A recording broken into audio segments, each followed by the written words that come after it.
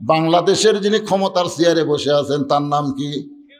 ইউনুস নবীরে খাইল মাছেতে গিলিয়া, ফেরেশতা পাঠাইলেন আল্লাহ ইসমে আজম দিয়া, দমে দমে সে হরদম পড়ে সে ইসমে আজম, মাছেরই উদর হইতে বাঁচাইলা প্রাণ।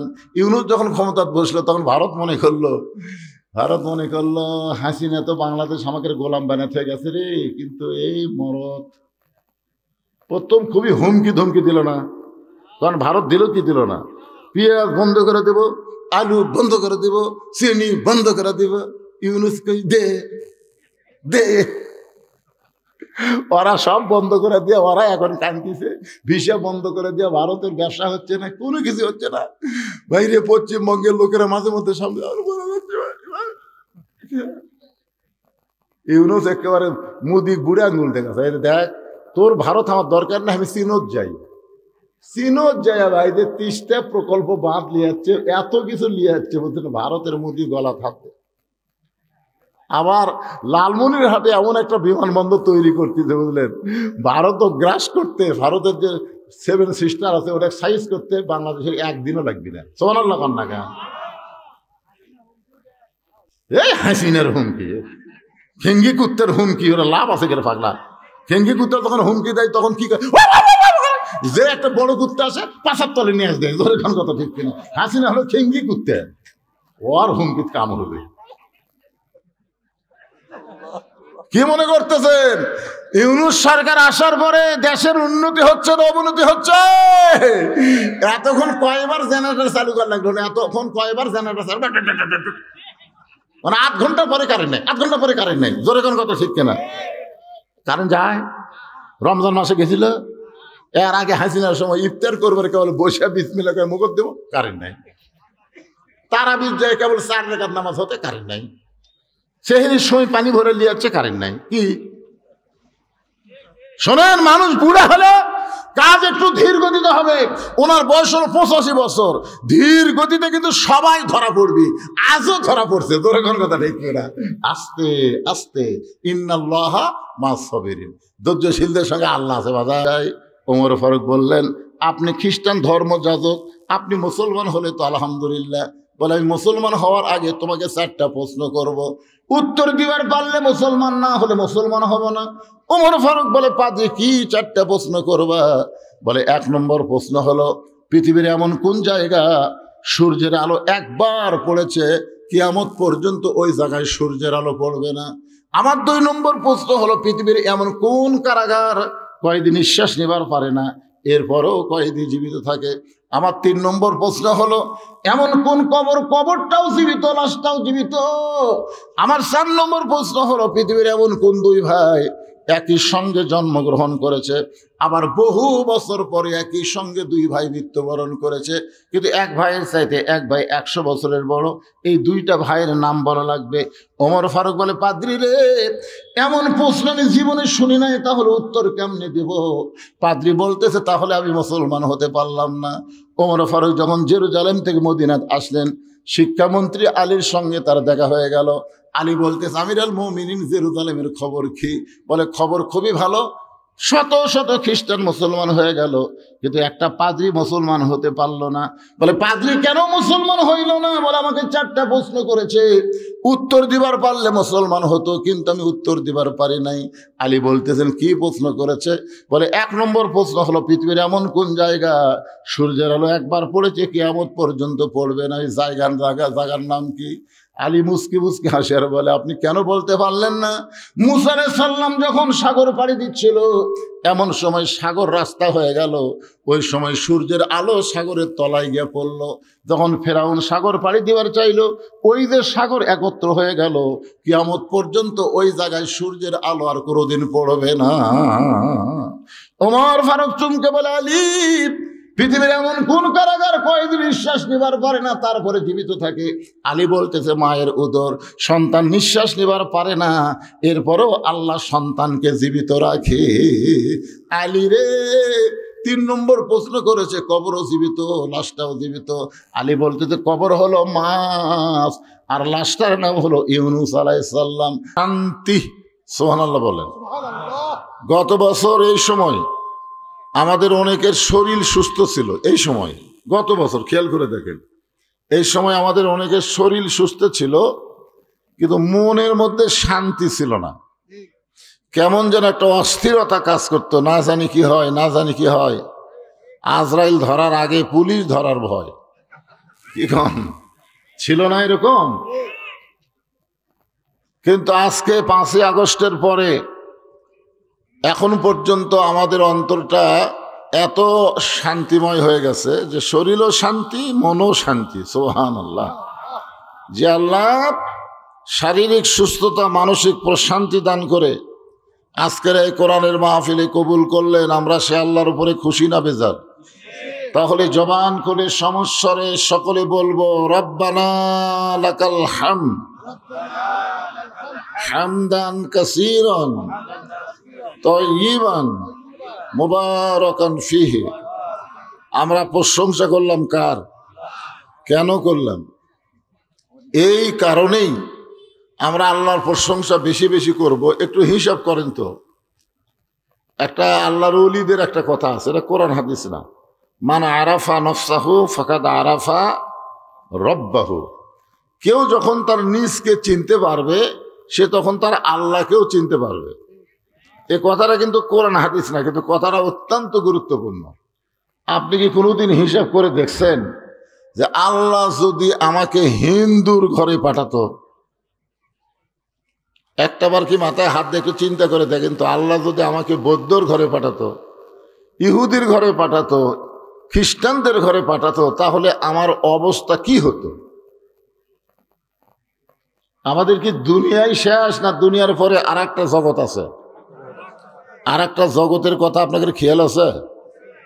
আমরা কিন্তু এক জগতে ছিলাম বহুদিন, এক জগতে আমরা ছিলাম। সেই জগতের নাম হলো আলমে আরওয়াহ, রুহের জগৎ। সে জগতে আমরা ছিলাম, এটা বিশ্বাস হয়? বিশ্বাস হয় না? কিন্তু আমাদের কি মনে আছে? এই ফ্যান লাগবে না, ফ্যান লাগবে না, সেরকম গরম নেই, লাও। তো এক জগতে আমরা ছিলাম, সেটার নাম হলো রুহের জগৎ। আল্লাহ যদি আমাদের রুহগুলো ধরে ধরে হিন্দু, বৌদ্ধ, খ্রিস্টানদের ঘরে পাঠাতো, তাহলে আমাদের কি হতো? একটাবার চিন্তা করে দেখেন তো। আল্লাহ কোরআনে বলেছেন, অমাইয়াবো তাগি গয়রাল ইসলামা দীনান ফালাই ইয়ুকবালা মিনহু। এই আয়াতের বাংলা অর্থ হলো, ইসলাম ছাড়া অন্য কোনো ধর্ম কেউ যদি গ্রহণ করে, আল্লাহ বলেছেন লা ইউকবালা মিনহু, কখনোই তা কবুল করা হবে না। আল্লাহর কাছে একমাত্র কবুলযোগ্য ধর্মের নাম কি? সবাই বলা লাগবে, নাম কি? আল্লাহ বলেছেন ইন্নাদ দীনা ইনদাল্লাহিল ইসলাম। তাহলে চিন্তা করে দেখেন, হিন্দুর ঘরে, বৌদ্ধর ঘরে, ইহুদির ঘরে না পাঠায় আল্লাহ সরাসরি আমাদেরকে মুসলমানের ঘরে কবুল করার কারণে আমরা জন্মসূত্রে আমরা মুসলমান। সুবহানাল্লাহ বলেন।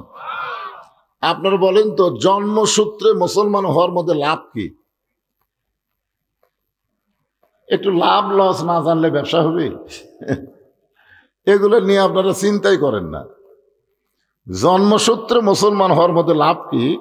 আমি ছোট্ট একটা কথা বলে আপনাদের বোঝানোর চেষ্টা করতেছি।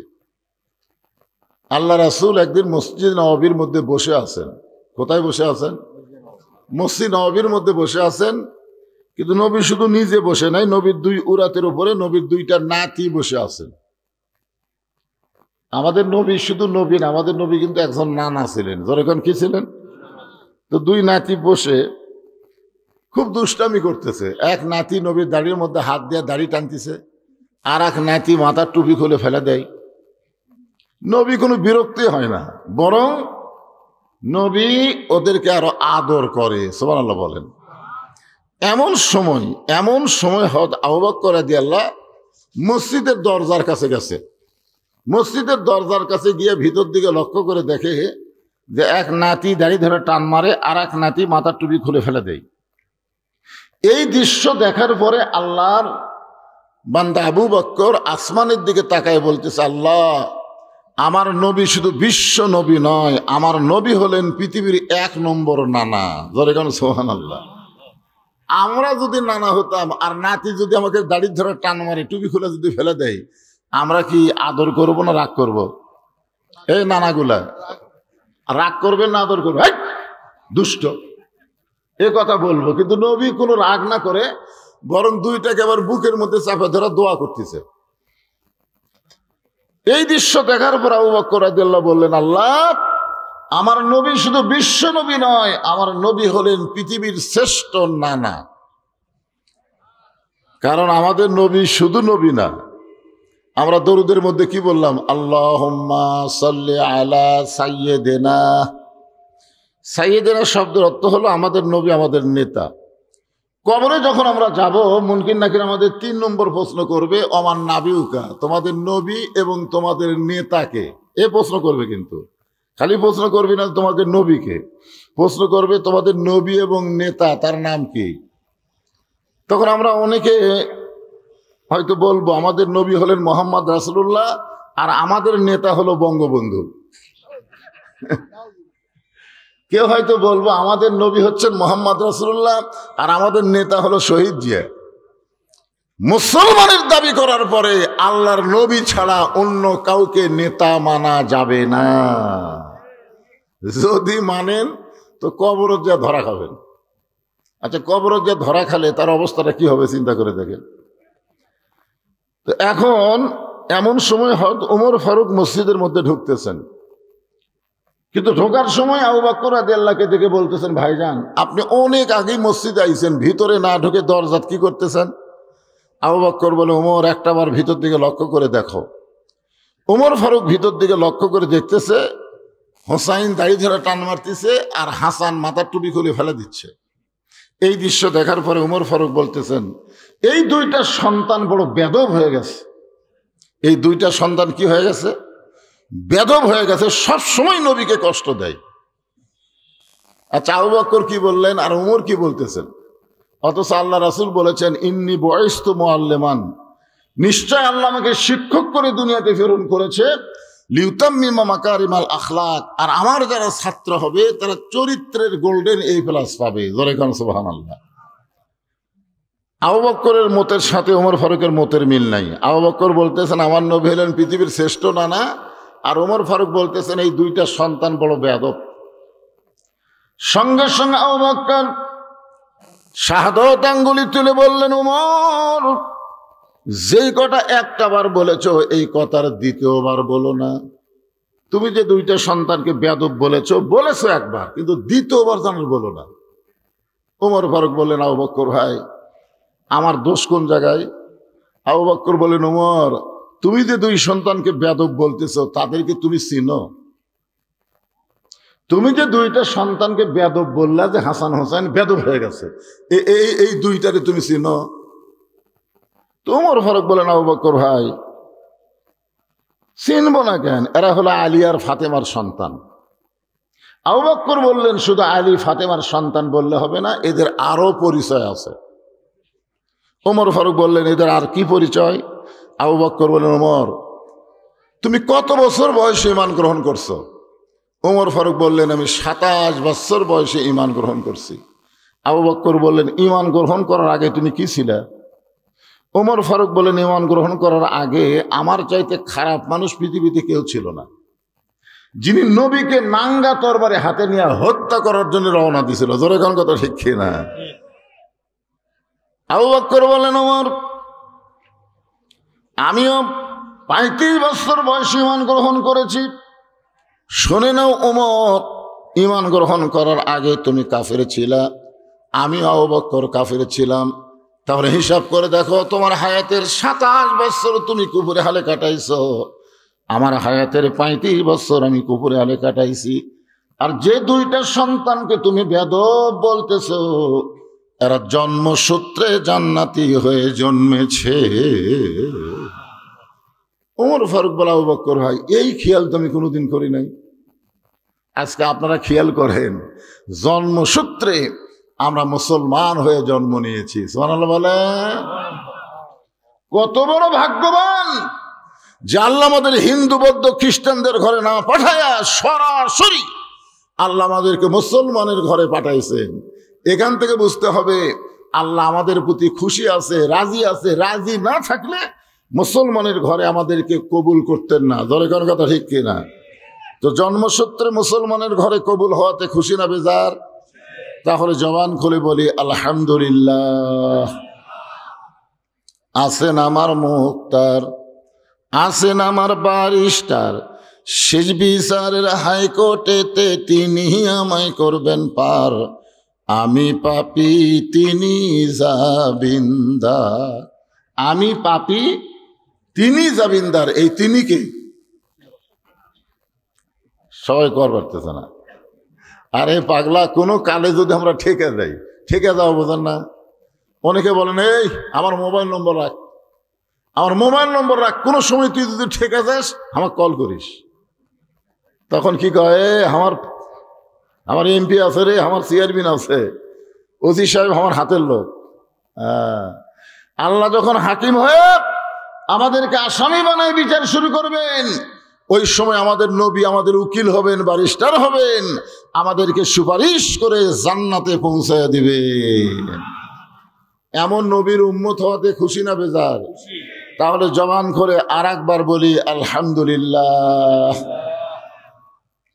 এখন আসেন যে কোরআন থেকে আপনারা আলোচনা শুনবেন, তাফসীরুল কোরআন মাহফিল, এই কোরআন থেকে আমি দুটো আয়াত আপনাদের সামনে তেলাওয়াত করেছি।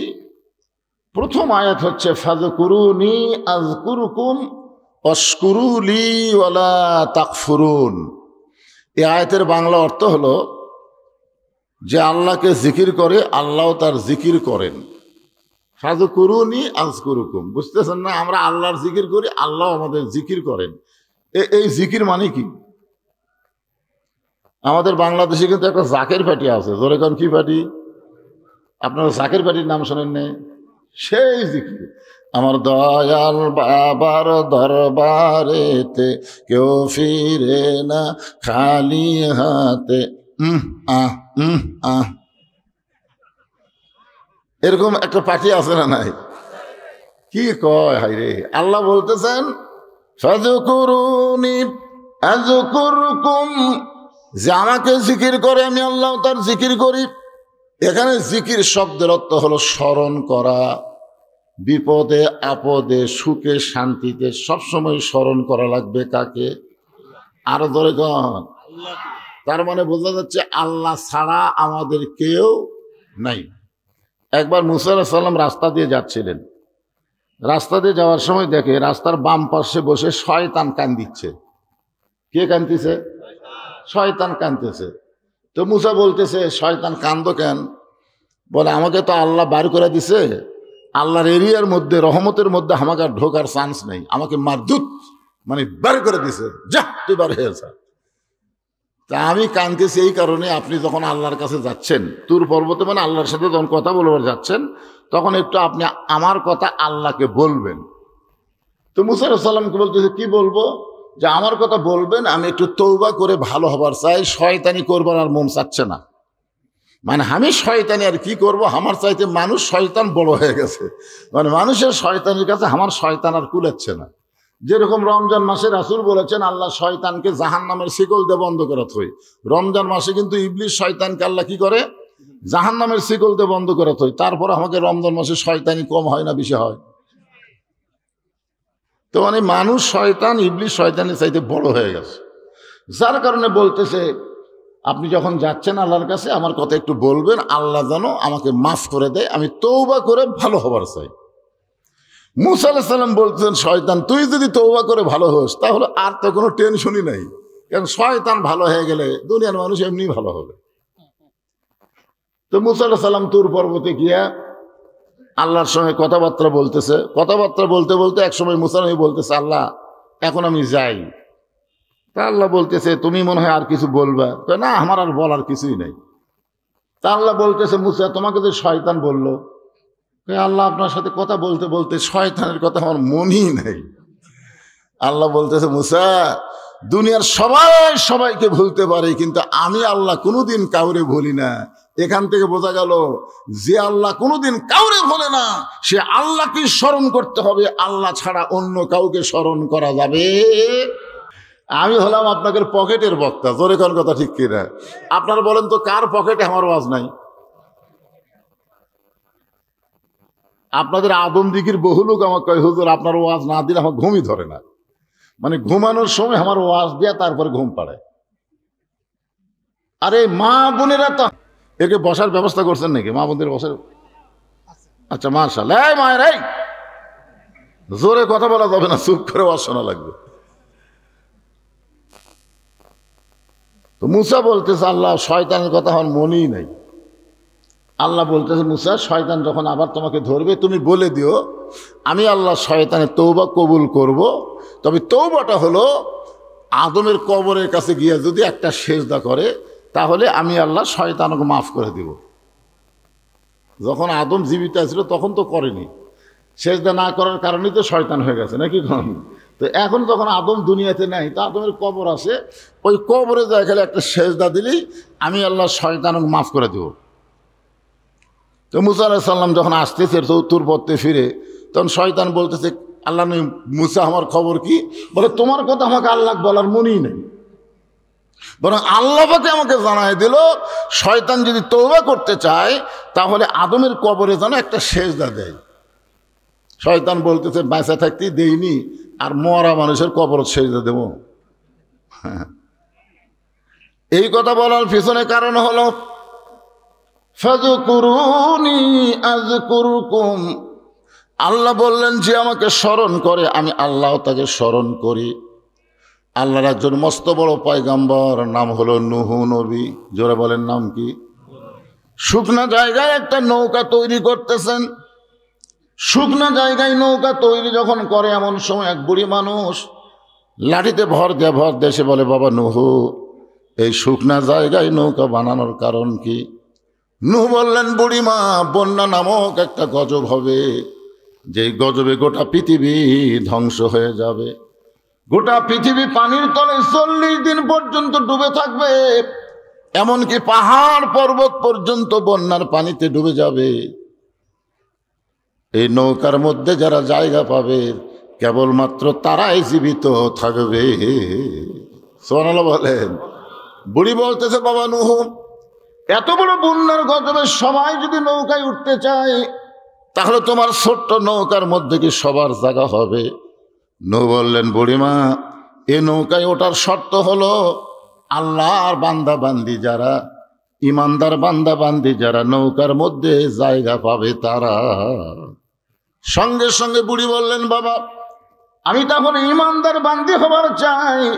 নূহ বললেন, তাহলে আমার সঙ্গে পড়েন লা ইলাহা ইল্লাল্লাহু নূহ নবিয়ুল্লাহ। নূহ নবী বলতেছে, বুড়িমা আপনার আর কোনো টেনশন নাই, আপনার আর কোনো টেনশন নাই। বন্যা গজব যখন শুরু হবে আমি আপনার হাত ধরে নৌকায় উঠায় নিব। সঙ্গে সঙ্গে বুড়ি বললেন, আলহামদুলিল্লাহ। আচ্ছা নৌকায় হাত ধরে কে তুলবে, আল্লাহ না নূহ? এই দরকার কে তুলবে? আল্লাহ তুলবে। নূহ বলতেছে, বন্যা গজব যখন শুরু হবে আমি তখন তোমাকে হাত ধরে নৌকায় উঠাই নেব। বুড়ির উচিত ছিল প্রশংসা করা, বাবা নূহ তুমি অত্যন্ত ভালো মানুষ, বাবা বিপদের সময় তুমি আমাকে হাত ধরে নৌকায় উঠাবা। কিন্তু বুড়ি নূহুর প্রশংসা না করে বুড়ি বললেন কি, আলহামদুলিল্লাহ। কিন্তু আমাদের বাংলাদেশে অনেকে আছে, আমার নেতার চরিত্র ফুলের মতন পবিত্র, নামাজ পড়ে না এক ওয়াক্ত। এরকম প্রশংসা করার চামচা আছে না নাই? জোরে করে আছে না নাই? কোন নেতার প্রশংসা করা যাবে না, একমাত্র একজন নেতা। লাকাদ কানা লাকুম ফি রাসূলিল্লাহি উসওয়াতুন হাসানা।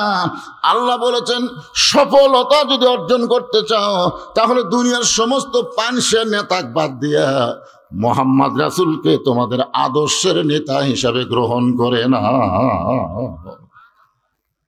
বিশ্ব নবীর চরিত্র এটা বলতে ম্যান করতেছেন। আল্লাহ কোরআনে বলেছেন, ও ইন্নাকা লা আলা খুলুকিন আযীম। আমার নবীর চরিত্র হলো মহান চরিত্র। আল্লাহর আজিম নাম নবীর চরিত্রের মধ্যে ঢুকাই দিয়েছেন। এই জন্য যেই বলবো বিশ্ব নবীর চরিত্র, আপনার বলবেন ফুলের চাইতেও পবিত্র বিশ্ব নবীর চরিত্র। এই যে আপনার এখানে বললেন, এখানে অনেক ফেরেশতা আছে। এই ফেরেশতা আল্লাহর কাছে গিয়ে বলতেছে, আল্লাহ আল্লাহ 1400 বছর পরে আদম দিকির মাহফিলে তোমার বান্দারা বিশ্ব নবীর চরিত্র ফুলের চাইতে পবিত্র ঘোষণা দিয়েছে। আল্লাহ বলে, ফেরেশতা তাদের নামগুলো লিস্টি করে জান্নাতের খাতায় লিখে দাও।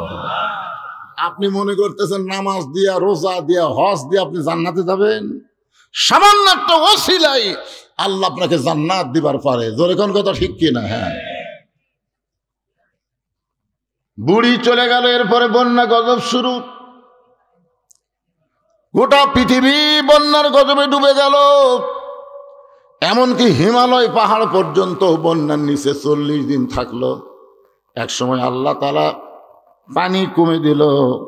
নূহ নবীর নৌকা যদি পর্বতের কিনারায় ভেঙে গেল। আল্লাহ ডাক দেবে, নূহ খবর কি? নূহ বলতেছে, নৌকার মধ্যে যারা জীবিত আছে তারা, নৌকার বাহিরে যারা ধ্বংস হয়েছে তারা। কথা তো ঠিকই বলছে, নৌকার ভিতরে যারা জীবিত আছে তারা, নৌকার বাহিরে যারা ধ্বংস হয়েছে তারা। আল্লাহ বলে, নূহ বুড়িটার খবর কি? নূহ বলতেছে, আল্লাহ আমার মনই নেই। চিন্তা করছেন, একটা বিপদে পড়লে একটা নবী পর্যন্ত ভুলে যায়। আর কতগুলা পাগলা কয়, হুজুর আমার কোনো টেনশন নাই, আমি পীর ধরছি হুজুর, আমি পীর ধরছি। পীর ধরছো?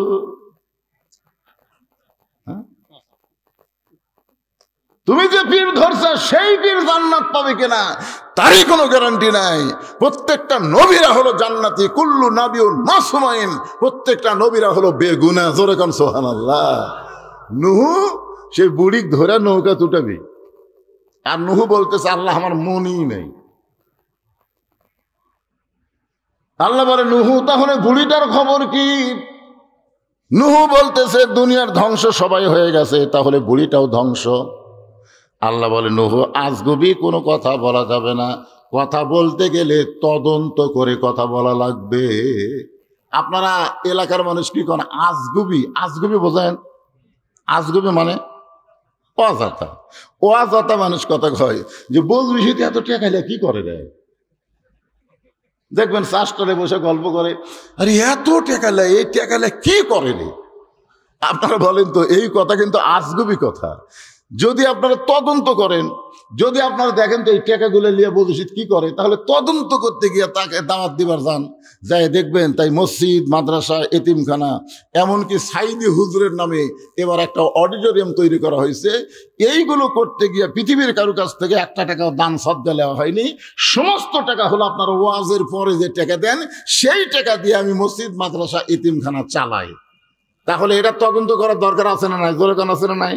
প্রথম মাদ্রাসা শুরু করছি 12 শতক জায়গার উপর, সেই মাদ্রাসা হয়ে গেছে 235 শতক। তাহলে চিন্তা করা লাগবে, এই টাকা তো আমার বাপের না, এ টাকা আমার মায়ের না, এ টাকা হলো জনগণের টাকা। ওয়াজের পরে আমাকে যেটা দেয় সেই টাকা দিয়ে আমি মসজিদ, মাদ্রাসা চলাই। তাহলে তদন্ত করার দরকার আছে না নাই? তো তদন্ত না করে আজগুবি চা খানার জিবা উল্টা কোন এতটুকু কি?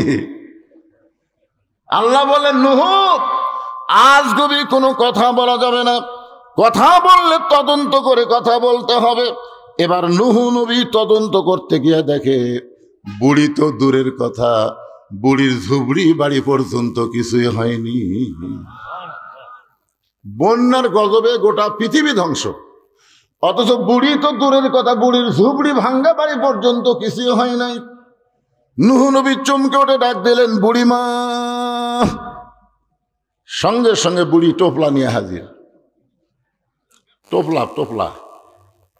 তো নূহ নবী বলতেছেন, বুড়িমা টোপলা খেন? বলে, সাইজ হয়ে বসে আছি। সাইজ হইয়া? ধরে কন কি হইয়া? আপনারা বলেন তো, নূহ নবী যেরকম বুড়িমাকে ডাক দিয়েছে, এরকম আল্লাহ কিন্তু আমাদেরকে মৃত্যুর জন্য ডাক দিবে। ধরে কন কথা ঠিক কিনা? একটা গানও আছে, আপনারা শোনেননি? ডাক দিয়েছেন, ডাক দিয়েছেন আল্লাহ আমারে, রইব না আর বেশি দিন তোদের মাজারে, চলতে পথে 2 দিন থামিলাম। চলার পথে কয়দিন? এই গান যদি আপনারা যুবকেরা গাও, এই যুবকেরা তো বহু গান গায়। এই বরবাদ সিনেমার শাকিব খানের গান গাইতে গাইতে পাগলা হয়ে গেছে। আরে পাগলা, ওলা গান না গেয়ে এই গান গাও, প্রত্যেক পরতে পরতে সব পাওয়া। তাহলে আমার সঙ্গে বলো, ডাক দিয়াছেন দয়াল আমারে, রইব না আর বেশি দিন তোদের মাজারে, চলতে পথে 2 দিন থামিলাম, যাবার কালে একজন আরো দেখা না পাইলাম, ও আমার সাদের মালা যায় রে ছিঁড়ে, রইব না আর বেশি দিন তোদের মাজারে। এই গানটা আমি খেয়াল করে দেখলাম, হাসিনা যখন পলে যাচ্ছিল, আপনারা দেখছেন হাসিনা পলানোর একটা ভিডিও দেখছেন? হাসিনা তার বোন শেখ রেহানাকে নিয়ে যখন পলাচ্ছে, ওই সময় আমি ভিডিওটা খুব খেয়াল করে দেখলাম। হাসিনার বোন শেখ রেহানা নিচের দিকে তাকে হাঁটতেছে, মাটির দিকে তাকে হাঁটতেছে, আর হাসিনা খালি এইরকম। তখন হাসিনার মনের মধ্যে একটা গান হচ্ছে, চলতে পথে 2 দিন থামিলাম, যাবার কালে এক সামসারও দেখা না পাইলাম।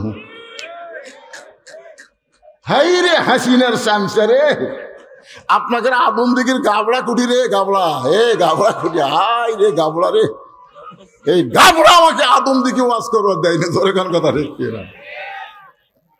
আমি এখন আদম দিক দিয়ে গাড়ি নিয়ে যাই আর কে রে গাবড়া, একটা চামচাও নেই। হাসিনা খালি চারিদিকে তাকায় চোখের পানি বের করে বলে, যাবার কালে এক চামচারও দেখা না পাইলাম। কি মনে করতেছেন ভাইজান? বুড়ি বলতেছে, রেডি হয়ে টোপলা টাপনি গোছায় বসে আছি, তুমি যখন আমাকে ডাক দিবা, বন্যা গজব থেকে বাঁচানোর জন্য নৌকায় ধরে তুলবা, আমার যেন বের হতে দেরি না হয়। আল্লাহ বলেছেন, লা তামুতুন্না ইল্লা ওয়া আনতুম মুসলিমুন, মুসলমান না হয়ে তোমরা কেউ মরিও না।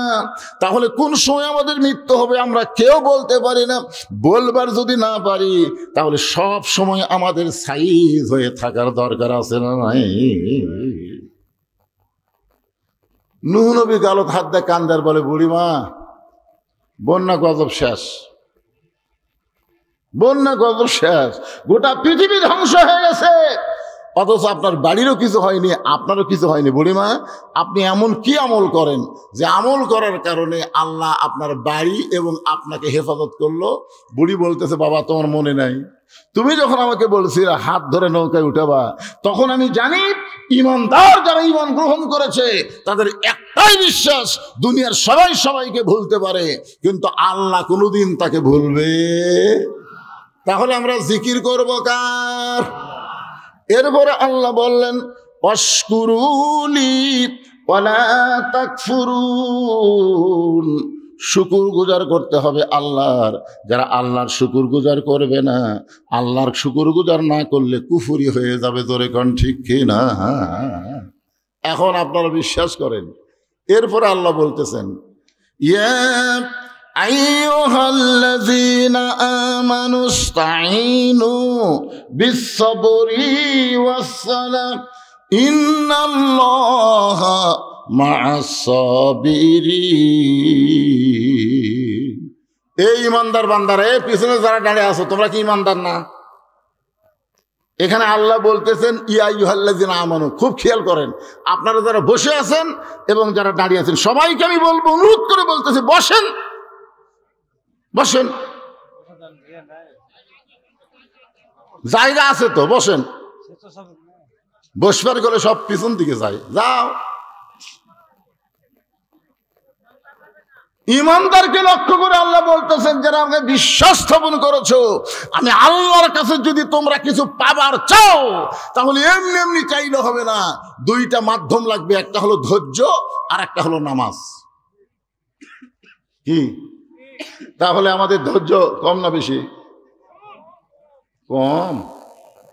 15.5 বছর হাসিনা ইচ্ছা মতো আমাকে চলাছে, আমরা কিন্তু ধৈর্য ধারণ করা বলছি।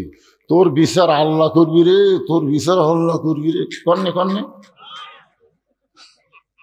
এটা কি কম ধৈর্য নাকি? ইন্নাল্লাহা মা'আস-সাবিরিন, ধৈর্যশীলদের সঙ্গে কে আছে? আরো জোরে বলেন। আজকে এখানে ধৈর্য নিয়ে বসেন, ধৈর্য নিয়ে বসেন, দেখেন আল্লাহ আপনাকে কেমনে সাথে থাকে। কোরআনের আয়াত দিয়ে আমি আপনাদের দেখাই দেব। এখন প্রথম কথা হলো, আল্লাহ ইমানদারকে লক্ষ্য করলেন। আমরা সবাই ইমানদার। সাহাবেরা জিজ্ঞাসা করলেন, ইয়া রাসূলুল্লাহ মা হুয়াল ঈমান, ঈমান সম্পর্কে আমরা জানতে চাই। আল্লাহ রাসূল বললেন, ইকরার বিল লিসান, তাসদীক বিল জানান, আমল বিল আরকান। এরই নাম হলো ঈমান। জবানে বলতে হবে লা ইলাহা ইল্লাল্লাহ, খালি জবানে বললে হবে না। এরপরে বলা হচ্ছে তাসদীক বিল জানান, কলিজার মধ্যে ঈমান। আচ্ছা, কলিজার মধ্যে যখন ঈমান থাকে তখন সেই মানুষটার চরিত্র কেমন হয়? আমি একটা দৃষ্টান্ত দিব, মনোযোগ দিয়ে শোনা লাগবে। এটা কিন্তু 1000 বছর আগেকার কথা না, 100 বছর আগেকার কথা না, এটা হাসিনার সময়ের কথা, বেশি দিন আগের কথা না।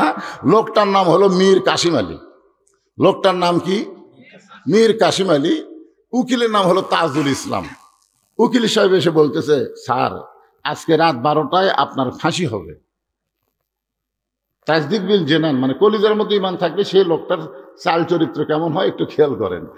বলতেছে, স্যার আজকে রাত 12টায় আপনার ফাঁসি হবে। তো মীর কাসিম আলী বলতেছে, উকিল সাহেব এখন কয়টা বাজে? তো বলতেছে, এখন বাজে রাত 9:30। তখন বলতেছে, আলহামদুলিল্লাহ আলহামদুলিল্লাহ, এখনো 2.5 ঘন্টা আছে। আপনার বলেন তো, 2.5 ঘন্টা পর যার ফাঁসি হবে সে আলহামদুলিল্লাহ কবে? তার ঈমান তাকে বোঝা দিচ্ছে যে দুনিয়াতে আসা থাকার জন্য না, দুনিয়াতে আসলে যাওয়া লাগবেই।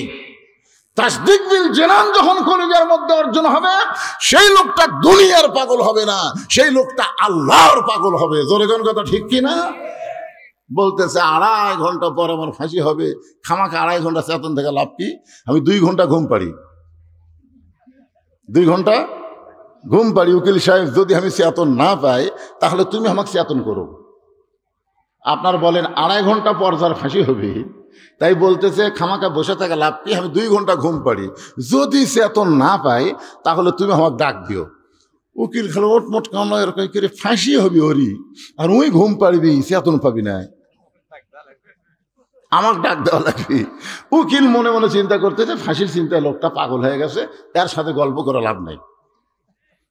মনের দুঃখে উকিল তাজুল ইসলাম যখন বাইরে গেছে, রাত যখন 11:30, এমন সময় উকিল ফাঁসির কন্ডম সেলে ঢুইকে দেখে মীর কাসিম আলী নাক ডাকা ঘুম পাড়তেছে।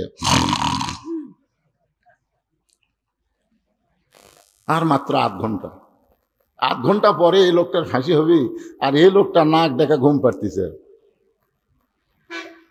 সঙ্গে সঙ্গে পায়ের বুড়া আঙ্গুল লড়াইছে। মীর কাসিম আলী ঘুম থেকে চেতন পায়, চুমকা বলতেছে, ভাই ফাঁসির সময় কি হয়ে গেছে? উকিল বলতে, স্যার এখনো 8 ঘন্টা আছে। আলহামদুলিল্লাহ। ওযু করে 2 রাকাত নামাজ পড়ে কোরআন থেকে সূরা মুলক আর মুজাম্মিল তেলাওয়াত করে ফাঁসির কন্ডম ছেলে সবচাইতে ভালো যে পাঞ্জাবি ছিল, সেই পাঞ্জাবি পরার পরে চিরুনি দিয়ে মাথা হাসড়ায় বলতেছে, উকিল দেখো তো আপনাকে আমাকে কেমন লাগতেছে। উকিল চোখের পানি বের করে কান্দে, স্যার আপনি কি শ্বশুর বাড়ি যাবেন? এক্ষুনি আপনার ফাঁসি হবে, এখনই আপনার ফাঁসি হবে। আর আপনি সুন্দর পাঞ্জাবি গায়ে দিয়ে মাথা চুল হাসড়ায় বলতেছেন আমার কেমন লাগতেছে।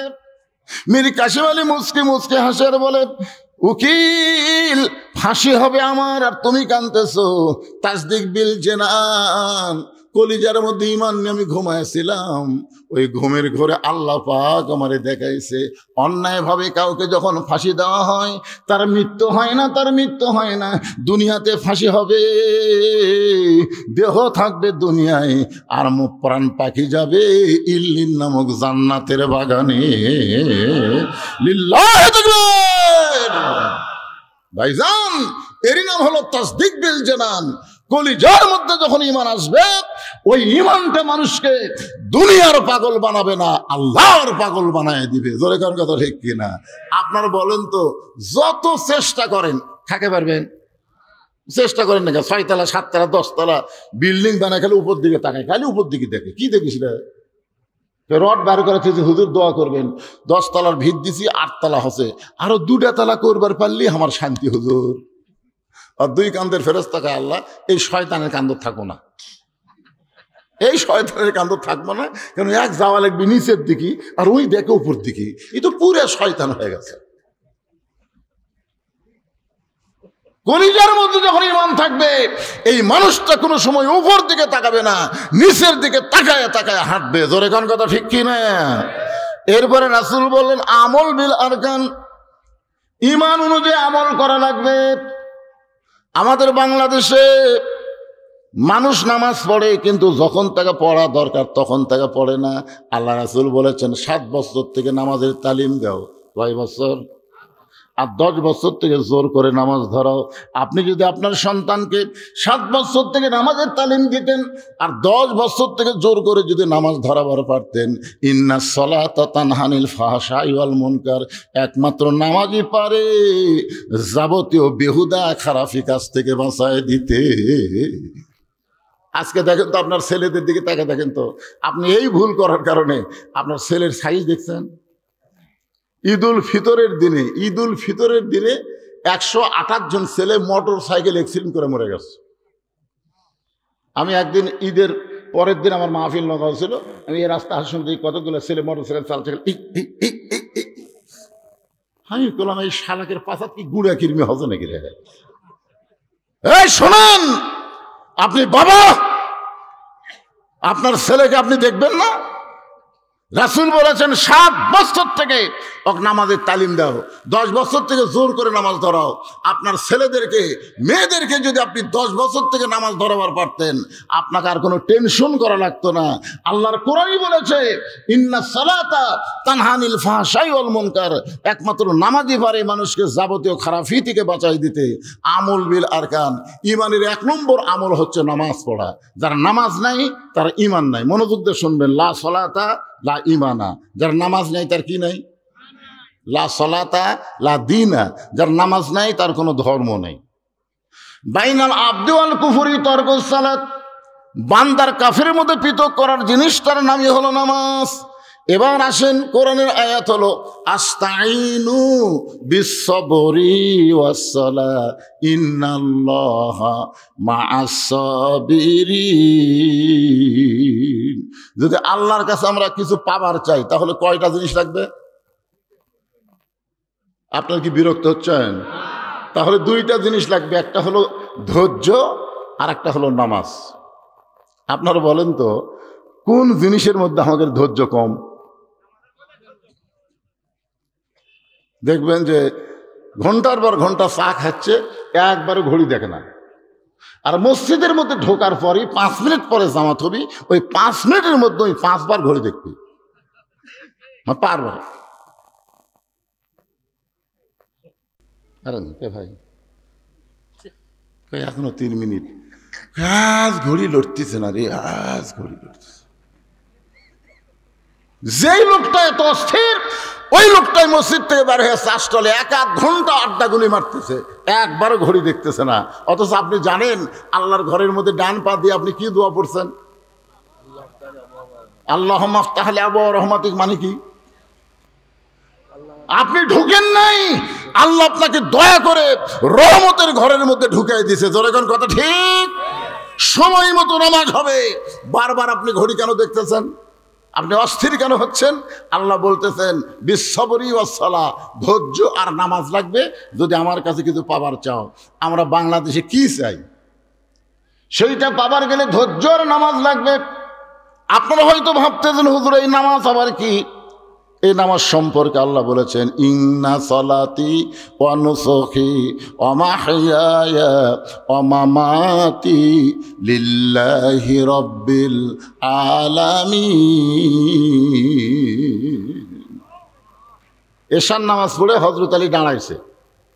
আল্লাহ রাসূল বলেন আলী ইজলিস, বসো। না হুজুর আমি আপনাকে একটা কথা বলবার চাই, এই জন্যই দাঁড়াইছি। তো রাসূল বলেন আলী তুমি আবার কি বলবার চাও? বলে হুজুর আপনি একদিন বলেছেন এই দুনিয়াতে 10 জন সাহাবীকে আল্লাহ জান্নাতের সার্টিফিকেট দিছে। কয়জন? 10 জন সাহাবীকে, সব সাহাবীরাই জান্নাতি। বলেন সব সাহাবীরা কি? রাদিয়াল্লাহু আনহুম ওয়া রাদু আন যালিকা লিমান খাশিয়া রাব্বা, যাদের পিছনে রাদিয়াল্লাহু তাআলা আনহু আছে আল্লাহ রাসূল বলেছেন তাদের সবাইকে আল্লাহ বিনা হিসাবে জান্নাত দিয়ে দিবে। কিন্তু আল্লাহর কি শান, 10 জনের নাম আল্লাহ প্রকাশ করছে।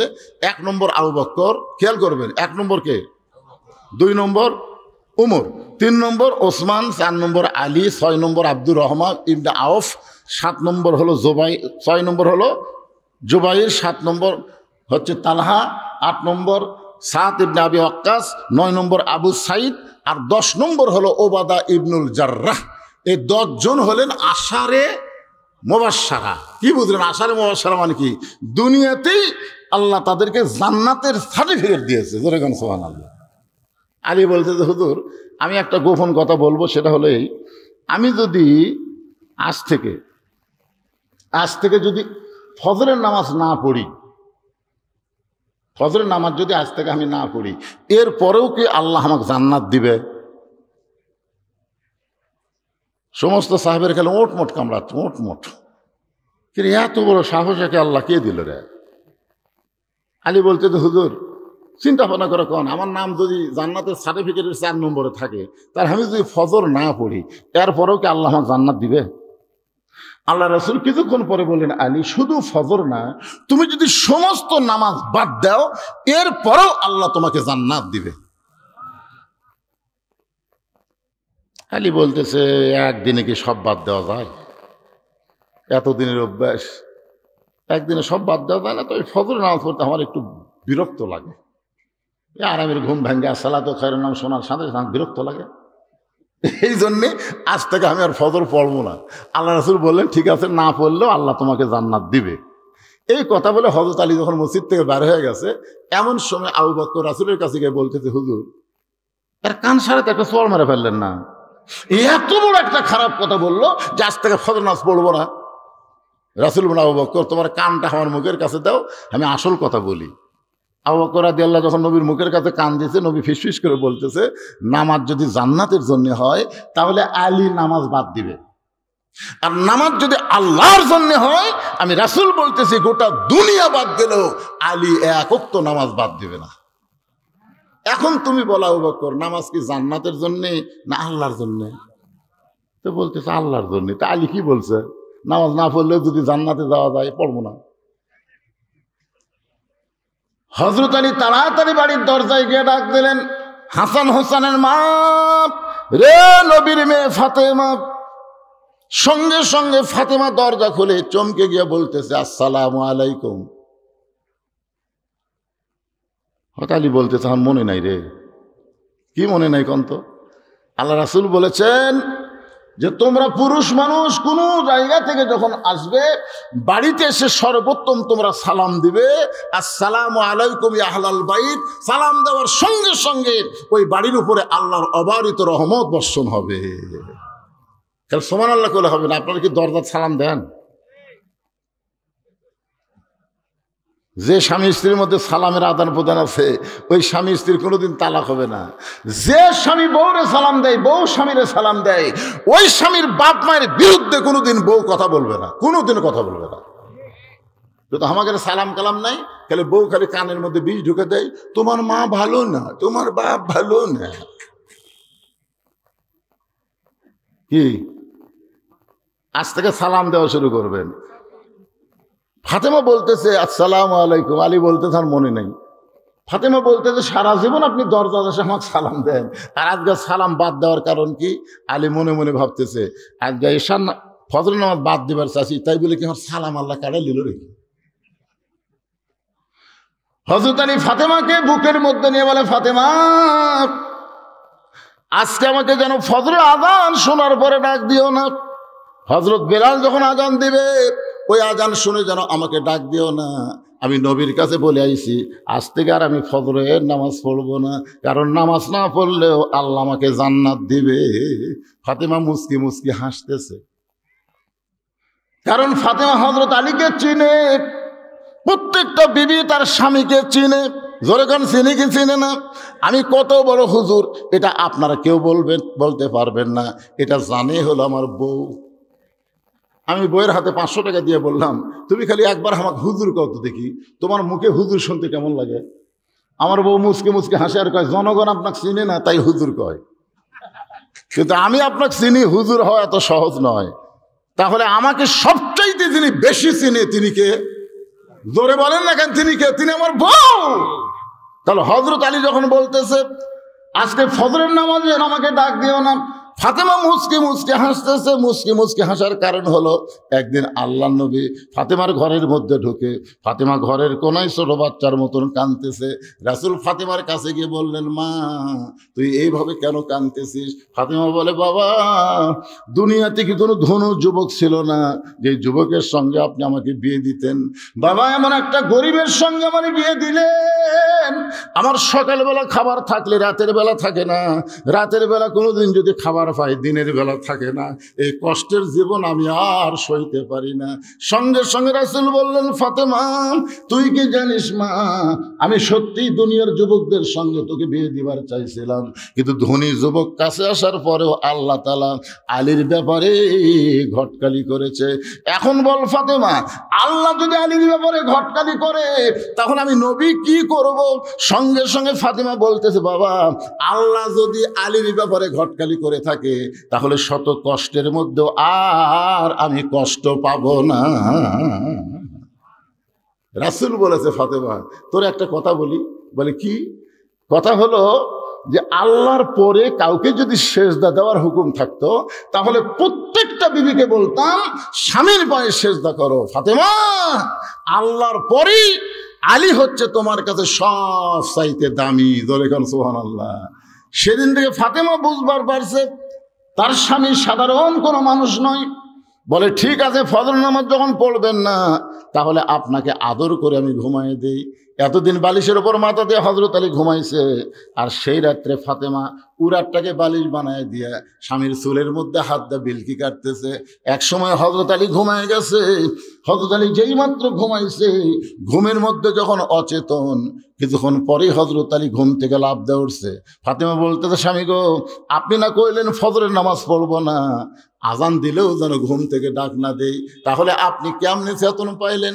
আলী বলতেছেন, ফাতেমা ফজরের নামাজ না হয় পড়বো না, কিন্তু তাই বলে তাহাজ্জুদের নামাজ আমি ছাড়বো না। লিল্লাহি তাকবীর।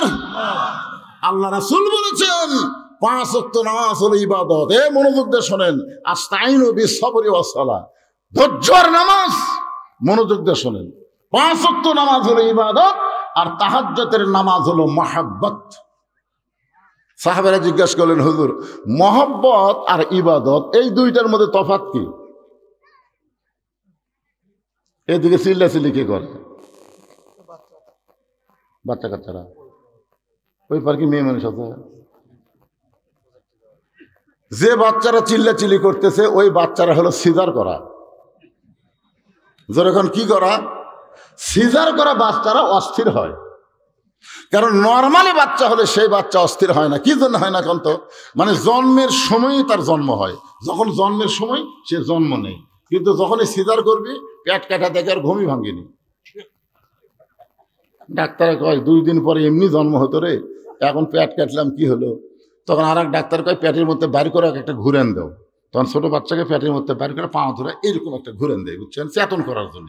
ওই ঘুমের ঘরে করে এই যে একটা স্কিওর মারে, ওই কারণে ওর মাথার ব্রেনটা কি হয় অস্থির হয়ে যায়।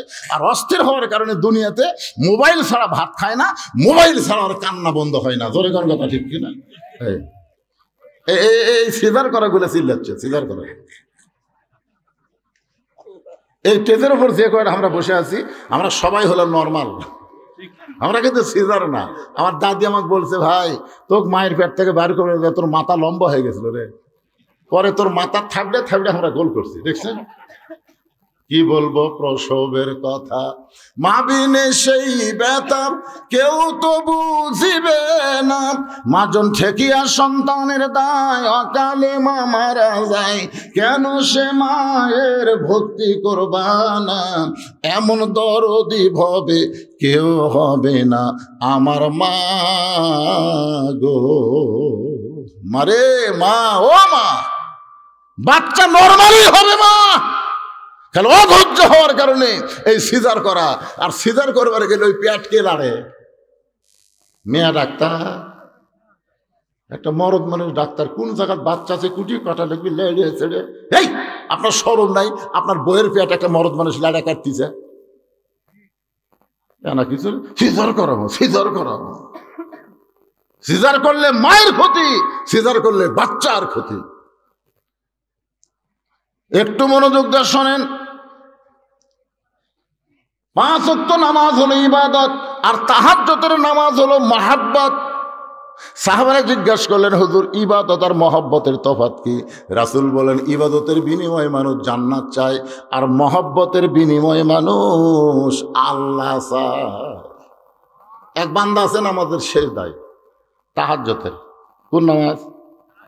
আল্লাহ ডাক দেয়, বলে তুই যতই নামাজ পড় আর সেজদা কর, তোর ঠিকানা হলো জাহান্নাম। যেই বলছে তুই যতই নামাজ পড়ার সেজদা কর, তোর ঠিকানা হলো জাহান্নাম, ওই বান্দা সেজদা থেকে মাথা তুলে বলতেছে আলহামদুলিল্লাহ, আলহামদুলিল্লাহ। আল্লাহ কয়, কে রে পাগলা, তোকে জাহান্নাম দিলাম, তারপরে তুই আমার শুকর আদায় করতেছিস? সেজদাকারী বলতেছে, আল্লাহ আমি তো ইমানের কারণে জানি জান্নাতেরও মালিক তুমি, জাহান্নামেরও মালিক তুমি। তুমি জাহান্নাম বানায়, সেই জাহান্নাম যদি আমাকে দাও, আমার আপত্তি করে কোনো লাভ আছে? তুমি আমাকে জাহান্নাম দিবে, আলহামদুলিল্লাহ। তাও তো আমি বলতে পারবো আমার জায়গা আছে রে, আমি তাও বলতে পারবো আল্লাহর জাহান্নামে আমার জায়গা আছে। তুমি যদি বলতে জাহান্নামও নাই জান্নাতও নাই, তাহলে যাবো কোথায়? আল্লাহ বলে, পাগল জাহান্নামে গেলে তুই পুড়ে যাবি, তোর কষ্ট হবে। পাগল বলতেছে, আমার জাতির পিতা হযরত ইব্রাহিম নমরুদের চুলা যখন জ্বলাইছিল আগুনে ফেলে দেওয়ার জন্যে, আপনি আগুনের চুলাকে শান্তির বাগান কেন বানাইছেন? আল্লাহ বলে, ইব্রাহিমের কলিজায় আমার মহব্বত ছিল। সেজদাকারী বলে, আল্লাহ তাকায় দেখো, আমার কলিজায় তোমার মহব্বত, তুমি আমার জাহান্নাম দিলে কি হবে? আমি জাহান্নামেও তোমাকে সঙ্গে করে রওনা দিব। আল্লাহ বলে, পাগল রে, আমার মহব্বত নিয়ে কেউ যদি জাহান্নামেও যায়, আমি জাহান্নামকেও জান্নাত বানায়া দিব। হযরত আলী ওযু করে তাহাজ্জুদের নামাজ আদায় করলেন। তাহাজ্জুদের নামাজ আদায় করার কিছুক্ষণ পরে হযরত বেলাল যখন আজান দেয়, আল্লাহ রাসূল বলেছেন, দুনিয়ার মুয়াজ্জিন আজান দিলে আজান মুসল্লির কান পর্যন্ত পৌঁছে, কিন্তু আমার বেলাল যখন আজান দেয়, ওই আজান আল্লাহর আরশ পর্যন্ত পৌঁছে যায়। সাহাবীরা বললেন, হুজুর হযরত বেলালের আজানের মাহাত্ম্য এত বেশি কেন? আল্লাহ রাসূল বললেন, সাহাবীরা তোমরা তো তখন কেউ ছিল না, মাত্র 6 নম্বর সাহাবীর নাম হলো বেলাল। মাত্র কয় নম্বর? 6 নম্বর সাহাবীর নাম হলো বেলাল। এই বেলাল যখন ঈমান গ্রহণ করছে, শুধুমাত্র ঈমান গ্রহণ করার অপরাধে বেলালকে সারা দিন ওরা মারছে। শুধু মারে নাই, বুকে পাথর চাপা দিয়ে রাখছে। এরপরও বেলাল যখন আল্লাহ ছাড়ে নাই, মুখের ভিতর হাত দিয়ে জিহ্বা টেনে বের করে ওই জিহ্বার মধ্যে কাফেররা পেরেক ঢুকাই দিছে। এই একদিক দিয়ে পেরেক ঢুকাই আর এক দিক দিয়ে বের করে দিছে। এরপরও বেলাল আমার আল্লাহকে ছাড়ে নাই। আবু বকর বেলালকে মুক্ত করে নবীর কাছে যখন নিয়ে আসে, নবী বেলালের জিহ্বা দেখে অনেক দূর পর্যন্ত বার হয়ে গেছে। রাসূল নিজের হাত দিয়ে বেলালের জিহ্বার কাঁটাগুলো বের করে জিহ্বার আগায় একটা চুমু দিলেন, সঙ্গে সঙ্গে জিহ্বা পূর্বের আকারে মুখের মধ্যে ঢুকে গেলেন। রাসূল বেলালের কপালে চুমু দিয়ে বললেন, বেলাল তুমি কি চাও? বেলাল বলে, ইয়া রাসূলুল্লাহ, আস্তে আস্তে আল্লাহ বলার কারণে আমাকে এত মারছে, একদিন সময় সুযোগ মতো আমি সে আল্লাহকে সবার কাছে পৌঁছায় দিবার চাই। রাসূল বলে, সাহাবীরা এই জন্য বেলাল যখন আযান দেয়, শুধু দুনিয়ার কোন মুসলমানের কানে না, আল্লাহর আরশ পর্যন্ত বেলালের আযান পৌঁছে যায়। জোরে কান সুবহানাল্লাহ। সেই হযরত বেলাল যখন বলতেছে, আসসালাতু খায়রুম মিনান নাওম, সঙ্গে সঙ্গে হযরত আলী হাব্বা জাব্বা পাগড়ি পরে বাড়ির থেকে বের হচ্ছে। ফাতেমা সামনে দাঁড়ায় বলতেছে, আপনি না আমার বাবার কাছে কয়ে আইছেন ফজর নামাজ পড়বেন না? আপনি আমার কাছে আসাই বললেন যে ফজর নামাজ পড়বো না, নবীর কাছে কয়ে আইছি, তো এখন আবার এরকম সাইজ হয়ে কোথায় যাবেন? আলী বলতেছে, ফাতেমা আমি বলেছি ফজরের নামাজ পড়বো না, তাই বলি কি নামাজ পড়া দেখা যাবে না? আমি এতদিন ভিতরে ঢুকে নামাজ পড়েছি, আজকে বাইরে থেকে দেখব কিভাবে নবীর সাহাবীরা নামাজ পড়ে, আমি একটু পড়া দেখবার চাই। ফাতেমা দেখলো স্বামীর সাথে তর্ক করে লাভ নাই, কারণ রাসূল বলেছেন আনা মাদিনাতুল ইলমে ওয়া আলী ও বাবুহা। ফাতেমা শোনো, আমি নবীর যত এলেম আছে সমস্ত এলেম একে একে হযরত আলীর ভিতরে আল্লাহ দিয়ে দিচ্ছে। জোরে কোন সুবহানাল্লাহ। আমি হচ্ছে এলেমের শহর, আলী হচ্ছে তার দরওয়াজা। তখন হযরত আলী ফজরের নামাজ দেখার জন্য বাইরে ঘুরতেছে। সমস্ত সাহাবীরা মসজিদ নববীর মধ্যে ঢুকে নামাজ শুরু করে দিয়েছে। হযরত আলী বাহির থেকে দেখতে দেখতে হঠাৎ দেখতে পাই বারান্দায় আবু যর গিফারি ফজরের 2 রাকাত সুন্নত নামাজ পড়তেছে। আল্লাহর বান্দা হযরত আলীর সবচাইতে নিকটতম বন্ধুর নাম কি? হ্যাঁ, এটা খেয়াল করবেন। আবু যর গিফারি হচ্ছেন সবচাইতে আপন নিকটতম বন্ধু। যখন ফাতেমা দুনিয়া থেকে বিদায় নিল, আবু যর গিফারিকে কিন্তু কবর খোঁড়ার কথা বলেছিল। জোরে কোন কথা ঠিক কিনা? ফাতেমা একটা শর্ত দিয়েছিল যে আমি পর্দা নিশি, আমার কবর যেন দুনিয়ার কোনো খবর মানুষ না জানে, তবে আপনার একান্ত বন্ধু যদি থাকে তারে একটু বলবেন সে যেন গোপনে কবর খনন করে দেয়। আবু যর গিফারি ফাতেমার কবর খনন করে দিয়েছে। সে আবু যর গিফারি মসজিদে নববীর বারান্দায় ফজরের সুন্নত পড়তেছে। হয়তো তাকায় দেখে, তাকায় দেখা মানে কি? এই 2 চোখ দিয়া একে চোখ বন্ধ করে দেখে, ইয়ানজুরু বিনুরিল্লাহ ইত্তাকু ফিরাসাতাল মুমিনিনা ফাইন্নাহু ইয়ানজুরু বিনুরিল্লাহ। চোখ বন্ধ করে দেখে হযরত আবু যর গিফারি শুধু নামাজ পড়তেছে না, নামাজের ভিতর দিয়ে আল্লাহর সাথে নিজের কলিজার মহব্বতকে একাকার করে দিচ্ছে। যখন সেজদায় গেছে, ওয়াসজুদ ওয়াক্তারি, সেজদা হচ্ছে বান্দাকে আল্লাহর নিকটে পৌঁছায় দেয়। জোরে কোন সুবহানাল্লাহ। তো ওইটা দেখার পরে আর হযরত আলী বাইরে থাকতে পারে? দেখবার পাচ্ছে যে আমরা দেখবার পাই না। তো কানার ভাগ্যে ধন মিলে না, সামনে পড়ে আছে সোনা, কানা দেখতে পায় না, মাটি মনে করে ফাইলা দেয়, হাতে তুলে নেয় না, কানার ভাগ্যে ধন মিলে না। যৌবন বয়সে কানা এক ওয়াক্ত নামাজ পড়েনি, বুড়া বয়সে মসজিদে যায়, যখন হয় সামনা ঢিল, আল্লাহর সাথে দেয় মিল। কি সারা জীবন ঘুষের চাকরি করছে, চাকরি যখন রিটায়ার হচ্ছে তখন আল্লাহর কাছে কান দিচ্ছে আর বলতেছে, আল্লাহ আমি আর জীবনে ঘুষ খাবো না, আল্লাহ আমি আর ঘুষ খাবো না, আল্লাহ আমি আর ঘুষ খাবো। 2 কান্দের ফেরেশতাকে আল্লাহ এর কান্দ থোড়া থাকে কি লাগলো? এই যতদিন ঘুষের চাকরি করছে ততদিন তওবা করেনি, এখন চাকরি গেছে আর তওবা করতেছে। যৌবন বয়সে শয়তানের কাম করে বুড়া বয়সে মসজিদে যায়, মসজিদে আর বসবার পারে না, সিয়ার যায়। কি মসজিদে নামাজ পড়লে 27 গুণ সওয়াব হবে, 27 গুণ সওয়াব হবে। কিভাবে নামাজ পড়লে? কোন মসজিদে আপনি নামাজ পড়লে 27 গুণ সওয়াব হবে। এই 27 গুণ সওয়াব কিভাবে হবে? জামাতে নামাজ পড়লে। জোরে কর, কি করে জামাত পড়লে? জোরে কর, কিভাবে নামাজ পড়লে? জামাতে নামাজ পড়বার গেলে পায়ের গোড়ালির সঙ্গে গোড়ালি মিল করে কাতার সোজা করে দাঁড়াতে হবে। জোরে কোন কথা ঠিক কি রে? হ্যাঁ, 2 চেয়ার কাতারের মধ্যে বসে গেছে, 2 চেয়ার। চেয়ার আলার পাও কোনটি? তোমার পাও কোনটি? সামনে কাতার ফাঁকা থুয়া পিছনে কাতার যদি পুরা করে সামনে কাতার মাকরু হয়ে যায়, তাহলে 2টা চেয়ার থাকা মানে কাতার ফাঁকা। তাহলে আপনাকে দায়িত্ব কি? 4 জন মানুষ ওই চেয়ারের 4টা পাও কান্দত দিয়ে অকসহ, ফেলা দেওয়ার দরকার নেই, অকসহ কান্দত 4 জন নেবেন, 4 জন 4 পাও ধরে কান্দত করে বারান্দাত লিয়ে সব থুয়ে দিবেন। যে আমরা আর কি মারবে আসিনি, আমরা 27 গুণ সওয়াব বলে বেড়াচ্ছি রে। তোর কারণে আমাকে জামাত দেখা হবে, পায়ের গোড়ালির সঙ্গে গোড়া লাগবে।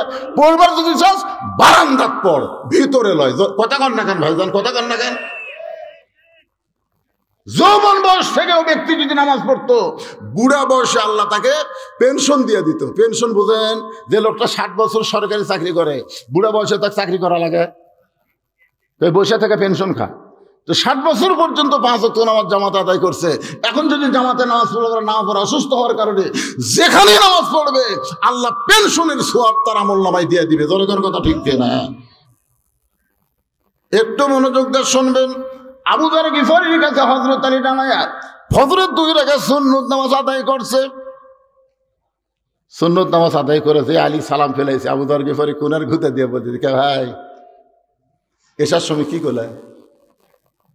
তুমি যখন নবীর সামনে বললে আমি তখন তোমার কাছে ছিলাম, তুমি যে বললে আজ থেকে ফজরের নামাজ পড়বো না, তো নবীর কাছে এই কথা বলে তুমি আবার এখন কি করলে?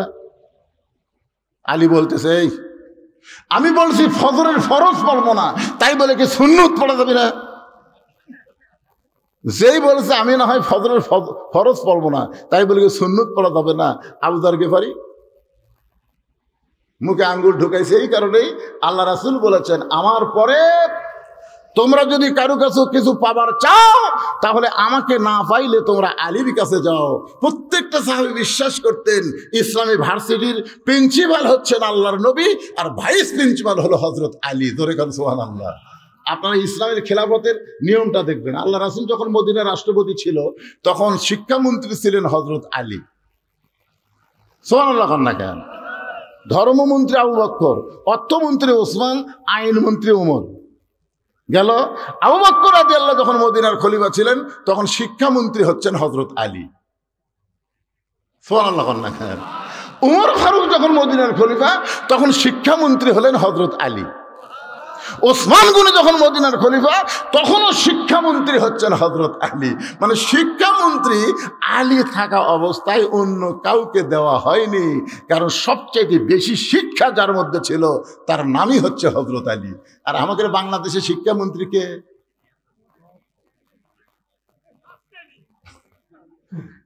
এই জন্যই তো আকডম বাগডম ঘোরাডম সাজে, ঢাক ঢোলক ঝাঁঝর বাজে, ব্যস্তে ব্যস্তে চললো ঢুলি ঢুলি গেল কমলা ফুলি। এই শালা মিথ্যা শিক্ষা দিয়ে মাস গেলে 50,000 টাকা বেতন গুনে নেয়। আর জালিকাল কিতাবুল আরাইভাবে হুদালিল মুত্তাকিন, এই হাফেজি মাদ্রাসার শিক্ষা দিয়ে মাস গেলে কেশিয়ারের দিকে তাকা থাকে। চাচা 30 দিন ইন্নাল্লাহা মা'আস সাবিরিন, ধৈর্যশীলদের সঙ্গে আল্লাহ থাকে। অত খাই খাই করো একেবারে। হায় হায় রে, মাস গেলে 10,000 টাকা হাদিয়া দেয়, তাও আবার খাই খাই। কি ভাই রে, দোয়া করেন। সব দেখা হলো শেষ, আগামীতে দেখবো কোরআনের বাংলাদেশ। কোরআন দিয়ে যখন বাংলাদেশ চলবে, প্রত্যেকটা প্রাইমারিকে হাফিজি মাদ্রাসা বানানো হবে। জোরে গান কথা হচ্ছে না? খায়রুকুম মান তাআল্লামাল কুরআন ওয়া আল্লামা। ওই ব্যক্তি সবচাইতে দামি সম্মানী যে কোরআন শিখেছে, অপরকে কোরআনের শিক্ষা দেয়। মিথ্যা শিক্ষা দিয়ে তোমরা মাস গেলে 50,000 টাকা বেতন পাও, আর আল্লাহর কোরআনের সুন্দর শিক্ষা দিয়ে তাদের বেতন নাই কেন? একজন কত ঠিক, বাদ বাকি কি ব্যাঠি? খালি মরে দেখেন, মরে দেখেন। আপনার বেটা যদি কবরের পাশে দেয়, বলে আইরে আইটি নায়ে ভরা দিয়ে নালে গেল বোয়াল মাসে, তাই না দেখে বদর নাচে। রাস্তাকে আল্লাহ উনি বাপের কবরের পাশে কি করতে দেয়? যেটা পড়িছে সেটাই পড়তেছে, যেটা পড়িছে সেটাই পড়তেছে। আর যদি আপনার বাচ্চা আপনি মরে যাওয়ার পরে কবরের পাশে গিয়ে সূরা ফাতিহা তেলাওয়াত করে, সূরা ইখলাস তেলাওয়াত করে, দরুদ শরীফ তেলাওয়াত করে, আস্তাগফিরুল্লাহ তেলাওয়াত করে, যদি চোখের পানি বের করে বলে রব্বানা যালামনা রব্বিরহামহুমা কামা রব্বায়ানি সগীরা, ফেরেশতা বলে আল্লাহ কি করব? আল্লাহ বলে কবরের মধ্যে দেহ থাকবে, আর পাখিটাকে আমি আল্লাহ ওই সন্তানের দোয়ার কারণে ইল্লিন নামক জান্নাতের বাগানে রেখে দিলাম।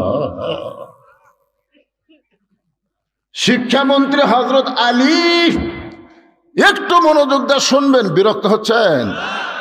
আবু যর গিফারি মুখে আঙ্গুল দিছে, বাবা আর কোনো কথা লাভ নেই, কি বলতে কি ভুল হয়।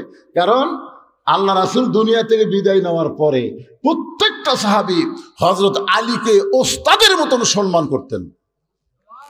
আপনারা বলেন তো, ইসলামে ওস্তাদের সম্মান কম না বেশি? একেবারে মুরব্বীকে রাগ করে গেল নাকি ওরা? হ্যাঁ, আচ্ছা ঠিক আছে, যান, আবার আশা লাগবে কিন্তু না। খুব ভালোই লাগতেছে। একটা দৃষ্টান্ত শোনেন। নাম হলো নোমান ইবনে সাবেত, মাদ্রাসাত পড়ে। নাম কি? নোমান ইবনে সাবেত মাদ্রাসাত পড়ে, মরুভূমির দেশে মাদ্রাসা। ওস্তাদ একদিন নোমানের পায়ের দিকে তাকে দেখে জুতে নেই। ওস্তাদ কয়েক এই রোদের ভিতরে মরুভূমির বাইরে দল উত্তপ্ত হয়ে যায়, খালি পায়ে যাওয়া আসা করে। সেই মাদ্রাসা ছুটি হলো, তুই আমার কামরায় যাস তো। মাদ্রাসা সেই ছুটি হচ্ছে, নোমান ইবনে সাবেত হুজুরের কামরায়। হুজুর চৌকির তল থেকে একটা পুরাতন জুতা বের করে বলতেছে, এই জুতা আগে আমি পাঁয়ের দিতাম বাবা, আর আমি পাঁত দেই না, এটা তোরে দিয়ে দিলাম, এটা পাঁত দিয়ে যাওয়া আসা করবো। তাও ওই উত্তপ্ত বালিকার তাপ তোর পায়ের তালুজ লাগবে না। ওস্তাদ নোমান ইবনে সাবেতকে পুরাতন কাফনের জুতা দেওয়াতে নোমান ইবনে সাবেত জুতা দুইটা হাতের মধ্যে নিয়ে যায় আর চিন্তা করে, যেই জুতা হুজুর পায়ে দিছে সেই জুতা যদি আমি পাওয়াত দেই তাহলে হুজুরের সঙ্গে বেয়াদবি হবে। ইসলামে ওস্তাদের সম্মান আছে না নাই? বাড়িতে গিয়ে জুতা দুইটা পরিষ্কার করে ওই জুতার কাপড় খুলে নোমান ইবনে সাবেত মাথার টুপি বানাইছে। পরদিন সেই টুপি মাথার দিয়ে মাথার সাথে আল্লাহর কোরআন শরীফ বুকের মধ্যে নিয়ে ওস্তাদ খালি পায়ের দিকে তাকায়, কে রে আমার পুরাতন জুতা দেখে তুই ফেলে দিস, আমার পুরাতন জুতা দেখে তুই ঘৃণা করে পাওয়ার দেশনি। মনে মনে জবান খুলে বলে, নোমান মাদ্রাসা ছুটি হলে তুই আমার কামরাত যাবি। যেই মাদ্রাসা ছুটি হয়েছে নোমান ইবনে সাবেত কামরায় ঘরের মধ্যে ঢোকার সঙ্গে সঙ্গে চামড়ার চাবুক দিয়ে পিটন শুরু। মারতে মারতে মারতে নোমানের চামড়া কাইটা রক্ত দিয়ে জামা ভিজে যায়। ওস্তাদ এক সময় বলে, বেটা রে, আমার হাতে যদি টাকা থাকতাম তোর নতুন জুতা আমি কিনে দিতাম, কিন্তু পুরাতন জুতা দিছি বলে তুই জুতা ফাইলা দিয়া ঘৃণা করে জুতা পায়ে দিসনি, এই জন্যই তোকে এত মারতেছি, তুই যে কিছুই বলিস না। নোমান ইবনে সাবেত বলে, হুজুর আপনি শুধু আমার পায়ের দিকে তাকান, একটা বার কি আমার মাথার দিকে আপনি দেখবেন না? ওস্তাদ মাথার দিকে তাকায় দেখে নোমান ইবনে সাবেত ওই জুতার কাপড় দিয়ে টুপি বানাইছে। ওস্তাদ বুকের মধ্যে চাপটে ধরে বলে, বাবা রে, একটা বার যদি আমারে বলতা যে হুজুর জুতার কাপড় দিয়ে মাথার টুপি বানাইছি তাহলে তোর তো এত মারতাম না। নোমান ইবনে সাবেত বলে, হুজুর কয়েকদিন আগে আমি স্বপ্নে দেখলাম আল্লাহর কোরআন শিখতে গিয়ে ওস্তাদের হাতে যত জায়গায় ছাত্র পিটন খাবে ওই জায়গায় জাহান্নামের আগুন কোনোদিন লাগবে না। হুজুর আমাকে আরো মারেন, আমাকে আরো মারেন। আল্লাহর কোরআন পড়তে পড়তে জাহান্নামের আগুনকে আমার বড় ভয় লাগে। আল্লাহর কোরআনের ওসিলায় আল্লাহ যেন ওকে জান্নাত দিয়ে দেয়। ওস্তাদ বুকের মধ্যে নিয়ে বলে, নোমান রে, আমি ওস্তাদ হয়ে দোয়া করলাম আল্লাহ যেন জগৎ বিখ্যাত আলেম তোরে বানায় দেয়। ওই নোমান ইবনে সাবেত হলেন ইমামের আজম আবু হানিফা। এখন বলেন, ইসলামে মাদ্রাসায় ওস্তাদের সম্মান আছে না নাই? জোরেগান আছে না নাই? বাজান, এই কারণেই সম্মান, এই কোরআনের সঙ্গে তারা সম্পর্ক করে। আমাকে ওয়াজ শুরুর সময় বলেছে, হুজুর ওয়াজের একটা সময় আপনি একটু জনগণকে বলবেন এই মাদ্রাসার জন্য তারা যেন প্রাণ খুলে দান করে। আমি আপনাদের কাছে মাত্র 100টা কোরআন শরীফ চাই মহিলা এবং ছেলে মাদ্রাসার জন্য। হযরত আলী বলতেছে, আবু যর, আমি এশার নামাজ সময় নবীকে বলেছি আমি ফজরের নামাজ পড়বো না, তাই বলে কি ফজরের সুন্নত পড়া যাবে না? সঙ্গে সঙ্গে আবু যর মুখে আঙ্গুল দিছে যে শিক্ষিত মানুষের সঙ্গে তর্ক করা যাবে নাকি? হযরত আলী সম্পর্কে রাসূল বলেছেন, আনা মাদিনাতুল ইলমি ওয়া আলী বাবুহা। তিনি কত বড় শিক্ষিত ছিলেন। ওমর ফারুক যখন মদিনার খলিফা ছিলেন তখন হযরত আলী ছিলেন শিক্ষামন্ত্রী। ওমর ফারুক একবার জেরুজালেমে গেছিলেন, আপনার ইতিহাস সবাই জানেন। রাখালকে উটের পিঠে চড়ে দিয়েছেন আর ওমর ফারুক রশি ধরে জমিনে দাঁড়িয়ে আছে। জেরুজালেমের খ্রিস্টানরা মনে করলো যেই জেরুজালেম নিয়ে এখনো ফিলিস্তিনের উপরে কিন্তু নানা রকম নির্যাতন হচ্ছে। জোরেখান কথা ঠিক কিনা ভাই রে? জেরুজালেমের খ্রিস্টানরা মনে করলো উটের পিঠে যিনি বসে তিনি হলেন খলিফা, আর রশি ধরে যিনি জমিনে দাঁড়িয়ে আছেন তিনি হলেন রাখাল। এই জন্য জেরুজালেমের লোকেরা আভ্যর্থনা করার জন্য একটা চকিয়া এনে উটের গায়ের সঙ্গে লাগাই দিয়া একজন হামাগুড়ি দিয়ে বললেন, আমির আল মুমিনিন, মুসলমানদের আমির, আপনার উটের পিঠ থেকে যদি নামতে কষ্ট হয় চকিয়ার উপরে পা দেয়া, তারপরে পিঠের উপরে পা দিয়ে আস্তে করে নামেন। রাখাল ছোট বাচ্চার মতন কান্না শুরু করেছে। জেরুজালেমের খ্রিস্টানরা বলে, কান্দেন কেন? বলে, কান্দার কারণ হলো তোমরা হযরত ওমরকে চিনো না, আমাকে ওমর মনে করে তোমরা সম্মান দাও, কিন্তু নিচে দড়ি ধরে যিনি দাঁড়িয়ে আছে তিনি হলেন হযরত ওমর। খ্রিস্টানরা বলে, এটা কেমনে হয়, এটা কেমনে হয়? রাখাল উটের পিঠে আর অর্ধ পৃথিবীর খলিফা জমিনে রশি ধরে দাঁড়ায়া। রাখাল বলতেছে, আল্লাহর কোরআন অনুযায়ী যখন রাষ্ট্র চলবে তখন মানুষ এমন অধিকার পাবে সবাই সমান হয়ে যাবে। সঙ্গে সঙ্গে জেরুজালেমের খ্রিস্টানরা বলে যে ইসলাম এমন সমতা দেয় এমন সমমান দেয় আমরা আর খ্রিস্টান থাকবো না, আমরা সবাই মুসলমান হয়ে যাব। ওমর ফারুকের হাতে সমস্ত খ্রিস্টান যখন মুসলমান হয়ে গেল, ওই খ্রিস্টানদের মধ্যে একজন বেঁকা ছিল, বেঁকা। ওই বেঁকা খ্রিস্টান পাদ্রীর কাছে গিয়ে বলতেছে, আপনি তো দরবার গরম করতেছেন, আপনি ঘরের মধ্যে জিকির মারতেছেন, কিন্তু মদিনার ওমর এসে সব খ্রিস্টানকে মুসলমান বানায় গেছে। পাদ্রী দৌড়ে এসে ওমরকে বললেন, ওমর আমিও মুসলমান হবার চাই। ওমর ফারুক বললেন, আপনি খ্রিস্টান ধর্মযাজক, আপনি মুসলমান হলে তো আলহামদুলিল্লাহ। বলে, আমি মুসলমান হওয়ার আগে তোমাকে 4টা প্রশ্ন করব, উত্তর দিবার পারলে মুসলমান, না হলে মুসলমান হব না। ওমর ফারুক বলে, পাদ্রী কি 4টা প্রশ্ন করবা? বলে, 1 নম্বর প্রশ্ন হলো, পৃথিবীর এমন কোন জায়গা সূর্যের আলো একবার পড়েছে কিয়ামত পর্যন্ত ওই জায়গায় সূর্যের আলো পড়বে না। আমার 2 নম্বর প্রশ্ন হলো, পৃথিবীর এমন কোন কারাগার কয়েদি নিঃশ্বাস নেবার পারে না, এরপরও কয়েদি জীবিত থাকে। আমার 3 নম্বর প্রশ্ন হলো, এমন কোন কবর, কবরটাও জীবিত, লাশটাও জীবিত। আমার 4 নম্বর প্রশ্ন হলো, পৃথিবীর এমন কোন 2 ভাই একই সঙ্গে জন্মগ্রহণ করেছে, আবার বহু বছর পরে একই সঙ্গে 2 ভাই মৃত্যুবরণ করেছে, কিন্তু এক ভাইয়ের চাইতে এক ভাই 100 বছরের বড়। এই 2টা ভাইয়ের নাম বলা লাগবে। ওমর ফারুক বলে, পাদ্রী রে, এমন প্রশ্ন আমি জীবনে শুনি নাই, তাহলে উত্তর কেমনে দেব? পাদ্রী বলতেছে, তাহলে আমি মুসলমান হতে পারলাম না। ওমর ফারুক যখন জেরুজালেম থেকে মদিনাত আসলেন, শিক্ষামন্ত্রী আলীর সঙ্গে তার দেখা হয়ে গেল। আলী বলতেছে, আমির আল মুমিনিন, জেরুজালেমের খবর কি? বলে, খবর খুবই ভালো, শত শত খ্রিস্টান মুসলমান হয়ে গেল, কিন্তু একটা পাদ্রী মুসলমান হতে পারলো না। বলে, পাদ্রী কেন মুসলমান হইল না? বলে, আমাকে 4টা প্রশ্ন করেছে, উত্তর দিবার পারলে মুসলমান হতো, কিন্তু আমি উত্তর দিবার পারি নাই। আলী বলতেছেন, কি প্রশ্ন করেছে?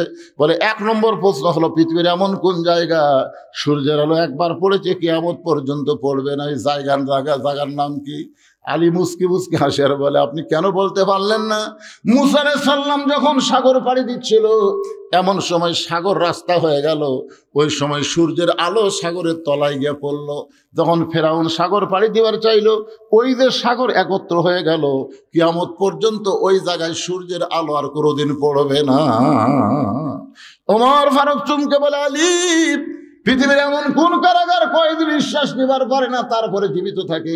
আলী বলতেছে, মায়ের উদর, সন্তান নিঃশ্বাস নেবার পারে না, এরপরও আল্লাহ সন্তানকে জীবিত রাখে। আলী রে, 3 নম্বর প্রশ্ন করেছে, কবরও জীবিত, লাশটাও জীবিত। আলী বলতেছে, কবর হলো মাছ, আর লাশটার নাম হলো ইউনুস আলাইহিস সালাম। বাংলাদেশের যিনি ক্ষমতার চেয়ারে বসে আছেন, তার নাম কি? ইউনুস নবীরে খাইল মাছেতে গিলিয়া, ফেরেশতা পাঠাইলেন আল্লাহ ইসমে আজম দিয়া, দমে দমে সে হরদম পড়ে সে ইসমে আজম, মাছেরই উদর হইতে বাঁচাইলা প্রাণ। ইউনুস যখন ক্ষমতায় বসলো, তখন ভারত মনে করলো হাসিনা তো বাংলাদেশ আমাকে গোলাম বানাতে গেছে রে। কিন্তু এই মরদ প্রথম খুবই হুমকি ধমকি দিল না? কারণ ভারত দিল কি দিল না? পেঁয়াজ বন্ধ করে দেব, আলু বন্ধ করে দেব, চিনি বন্ধ করে দেব। ইউনুস কই দে দে, ওরা সব বন্ধ করে দিয়ে ওরা এখন কাঁদতেছে, ভিসা বন্ধ করে দিয়ে ভারতের ব্যবসা হচ্ছে না, কোনো কিছু হচ্ছে না। বাইরে পশ্চিমবঙ্গের লোকেরা মাঝে মধ্যে সামনে ইউনুস একেবারে মুদি বুড়ে আঙুল দেখাচ্ছে, দেখ তোর ভারত আমার দরকার না, আমি চীনত যাই ভাই, যে 30টা প্রকল্প বাঁধ লিয়াচ্ছে, এত কিছু লিয়াচ্ছে, বলছেন ভারতের মুদি গলা থাকবে। আবার লালমনিরহাটে এমন একটা বিমানবন্দর তৈরি করতেছে, বুঝলেন, ভারতও গ্রাস করতে, ভারতের যে 7 সিস্টার আছে ওটা সাইজ করতে বাংলাদেশের 1 দিনও লাগবে না। সুবহানাল্লাহ কন্যা কেন? এই হাসিনার হুমকি, ফেঙ্গি কুত্তের হুমকি, ওরা লাভ আছে কেন পাগলা? ফেঙ্গি কুত্তা যখন হুমকি দেয় তখন কি করে? যে একটা বড় কুত্তা আসে 5 তলে নিয়ে আসে দেয়, ধরে কথা ঠিক কিনা? হাসিনা হলো ফেঙ্গি কুত্তে, ওর হুমকির কাম হবে। কি মনে করতেছেন ইউনুস সরকার আসার পরে দেশের উন্নতি হচ্ছে না অবনতি হচ্ছে? এতক্ষণ কয়বার জেনারেটর চালু করা লাগলো না, এতক্ষণ কয়বার জেনারেটর চালু, মানে 8 ঘন্টা পরে কারেন্ট নেই, 8 ঘন্টা পরে কারেন্ট নেই, জোরে কোন কথা ঠিক কিনা? কারেন্ট যায়। রমজান মাসে গেছিল, এর আগে হাসিনার সময় ইফতার করবার কেবল বসে বিসমিল্লাহ করে মুখত দেবো, কারেন্ট নাই। তারাবির যায় কেবল 4 রাকাত নামাজ হতে কারেন্ট নাই, সেহরির সময় পানি ভরে নিয়ে যাচ্ছে কারেন্ট নাই। কি শোনেন, মানুষ বুড়া হলে কাজ একটু ধীর গতিতে হবে। ওনার বয়স হলো 85 বছর, ধীর গতিতে কিন্তু সবাই ধরা পড়বি, আজও ধরা পড়ছে। তোর কোন কথা ঠিক না?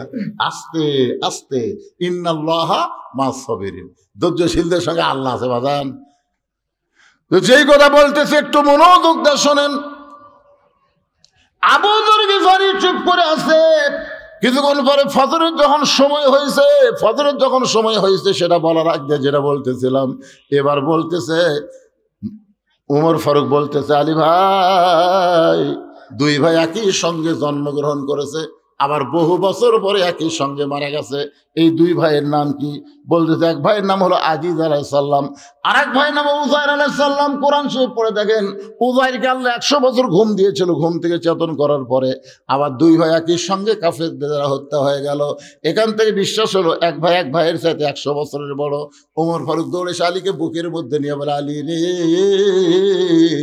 তুমি না থাকলে আমরা ধ্বংস হয়ে যেতাম। ধরে কোন সুবহানাল্লাহ।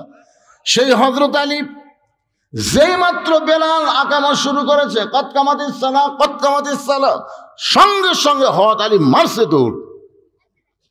দৌড়ে গিয়ে প্রথম কাতারে আবু বকর আর ওমর যে খাড়া আছে, ওই কাতারের মধ্যে 2 হাত ঢুকে দিয়ে চাড়া দিয়ে ভিতরে ঢুকে আল্লাহু আকবার।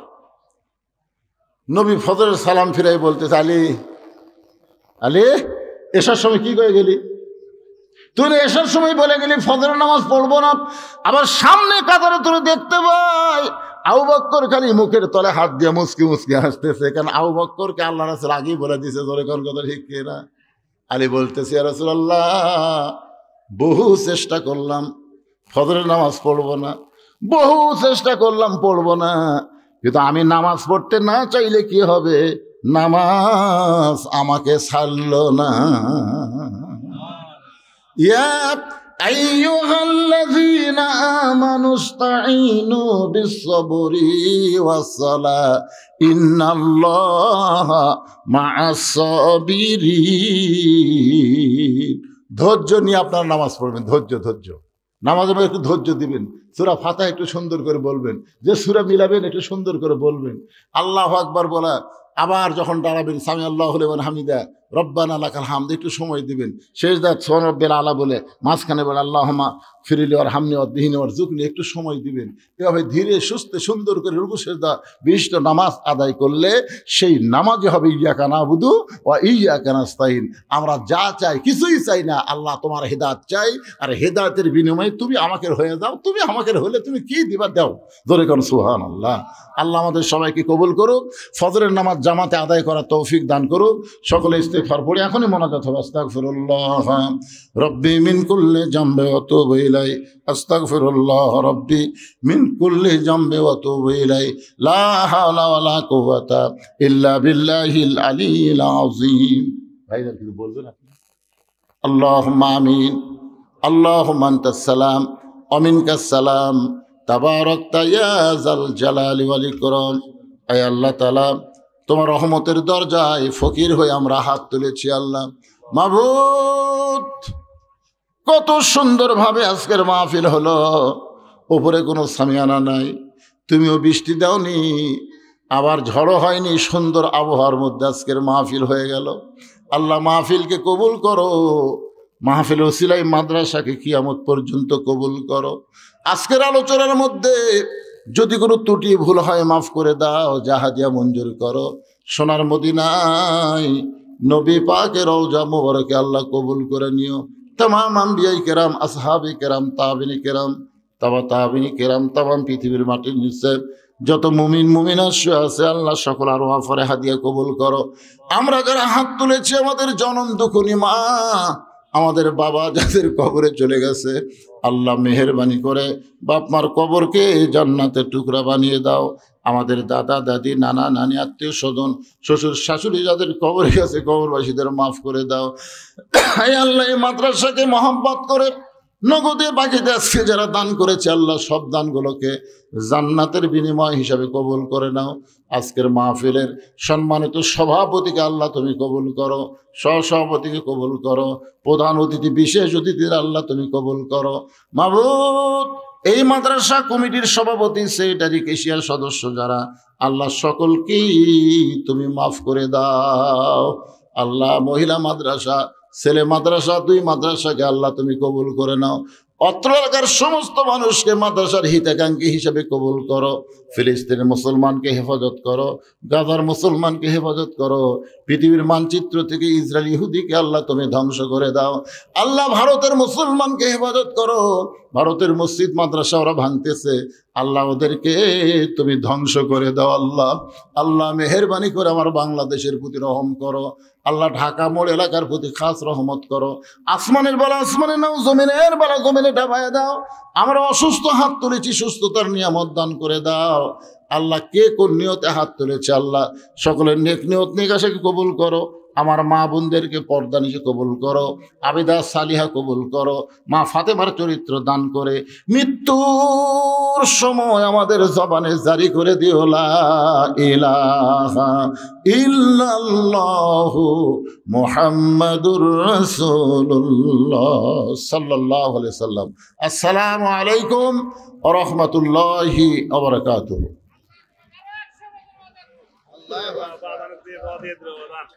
আর 100 বছর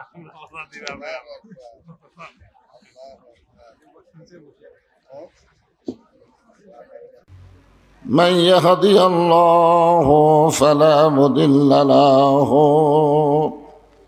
ومن يضلله فلا هادي له।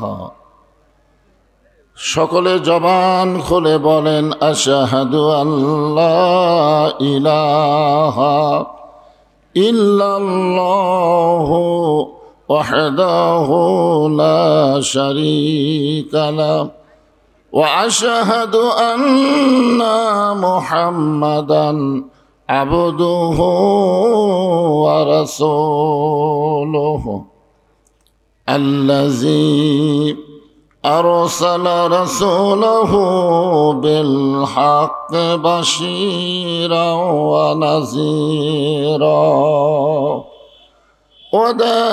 وداعيا إلى الله بإذنه وسراجا منيرا. فقد قال الله تعالى في كلامه المجيد والفرقان الحميد. জবান খুলে সকলে পড়েন আউযু বিল্লাহি মিনাশ শাইতানির রাজীম। বিসমিল্লাহির রহমানির রহিম। ফাযকুরুনি আযকুরকুম ওয়াশকুরুনি ওয়ালা তাকফুরুন। ইয়া أيها الذين آمنوا استعينوا بالصبر والصلاة إن الله مع الصابرين.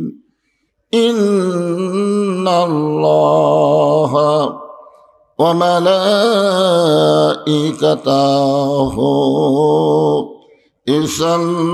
يصلون على النبي يا أيها الذين آمنوا صلوا عليه وسلموا تسليما.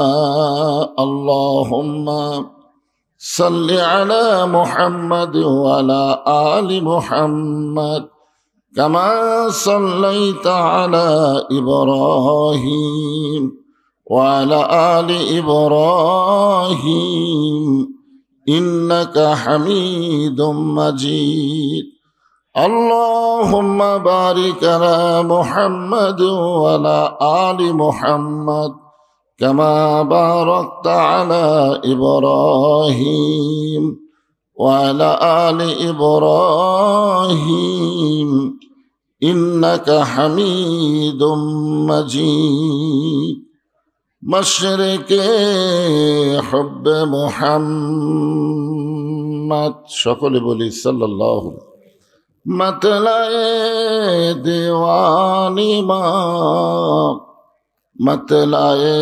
खुर्शीद इश्कास सीनाए सुजानी माँ बलगल उला बिकमालिही कशफत दुजा बिजमालिही हसनत जमीओ खिसालिही सल्लो अलैहि व आलिहि अल्लाहुम्मा आमीन। জান্নাতের বাগান থেকে জান্নাতি মানুষদেরকে নিয়ে আমি গুনাহগার তোমার রহমতের দরজায় দুখানা হাত তুলেছি আল্লাহ। হাসরের ময়দানে জাব্বার আর কাহার নামে রূপ নিয়া তুমি যখন বিচার শুরু করবে তোমার সামনে দাঁড়ায়া সমস্ত নবীরা নাফসি নাফসি বলে কাঁদতে থাকবে। এমন কঠিন অবস্থা হাসরে হবে, সেদিন সমস্ত নবী তার উম্মতকে ভুলে যাবে, শুধু বলবে আল্লাহ আমার কি হবে, আমার কি হবে। একমাত্র দরদি নবী শাফাতের কান্ডারি ইয়া রব্বে হাবলি উম্মতি বলে সেজদায় পড়ে যাবে। সেই কঠিন মুসিবতের সময় আজকের এই মাহফিলকে ওসিলা করে আমাদের সবাইকে রাসূলের উম্মতের কাতারে আল্লাহ কবুল করে নিও। সুবহান রাব্বিকা রাব্বিল ইজ্জাতি আম্মা ইয়াসিফুন ওয়া সালামুন আলাল মুরসালিন আলহামদুলিল্লাহি রাব্বিল আলামিন। লা ইলাহা ইল্লাল্লাহ।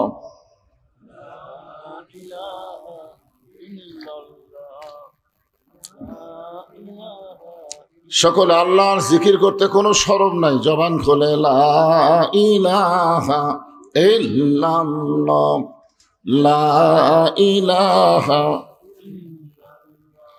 চাঁদ সূরজ আর গ্রহ তারা আল্লাহ নামের পাগল পারা। চাঁদ সূরজ আর গ্রহ তারা আল্লাহ নামের পাগল পারা। আমার আল্লাহ নামের এতই দয়া, আল্লাহ নামের এতই মায়া, লুকিয়ে রাখছেন হে আল্লাহ জোরে লা ইলাহা ইল্লাল্লাহ, লা ইলাহা, লা ইলাহা ইল্লাল্লাহু মুহাম্মাদুর রাসূলুল্লাহ। রাসূলের মহব্বতে জবান খুলে সকলে বলি সাল্লাল্লাহু আলাইহি ওয়াসাল্লাম। যেনারা পেছনে দাঁড়িয়ে আছেন আমি সবাইকে অনুরোধ করব আপনারা বসেন, সবাই বসেন। কোরআনের মাহফিলে দাঁড়িয়ে থাকা এটা আদবি, বরং বসাটাই হলো আদবি, দাঁড়িয়ে থাকা হলো বেয়াদবি। এই জন্য সবাইকে অনুরোধ করতেছি আপনারা আল্লাহর হস্তে বসেন। নুরানি কওমি হাফেজিয়া মাদ্রাসা এতিমখানা মাদ্রাসা কর্তৃক আয়োজিত আজকের এই তাফসীরুল কোরআন মাহফিল, আজকের এই মাহফিল আল্লাহ তাআলা যেনাকে সম্মানিত সভাপতির আসনে কবুল করেছেন, জনাব আলহাজ মোহাম্মদ আকবর আলী সর্দার। আজকের এই মাহফিলের সম্মানিত সভাপতিকে অন্তরের অন্তঃস্থল থেকে আমি শুভেচ্ছা জ্ঞাপন করছি।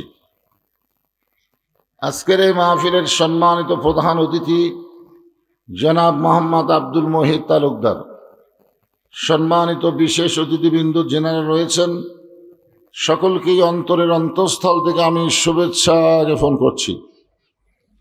আজকের এই মাহফিলের সম্মানিত ওলামায়ে কেরাম, আপনাদের মাঝে মাঝে যে সমস্ত আলেম ওলামা বসে আছেন, মঞ্চে আছেন, মাগরিবের নামাজের পর থেকে এত রাত পর্যন্ত কোরআন হাদিসের আলোকে অত্যন্ত গুরুত্বপূর্ণ আলোচনা করে আপনাদেরকে শোনালেন, আলেম ওলামা সহ আজকের মাহফিলের বক্তাগণকে অন্তরের অন্তঃস্থল থেকে আমি শুভেচ্ছা জ্ঞাপন করছি।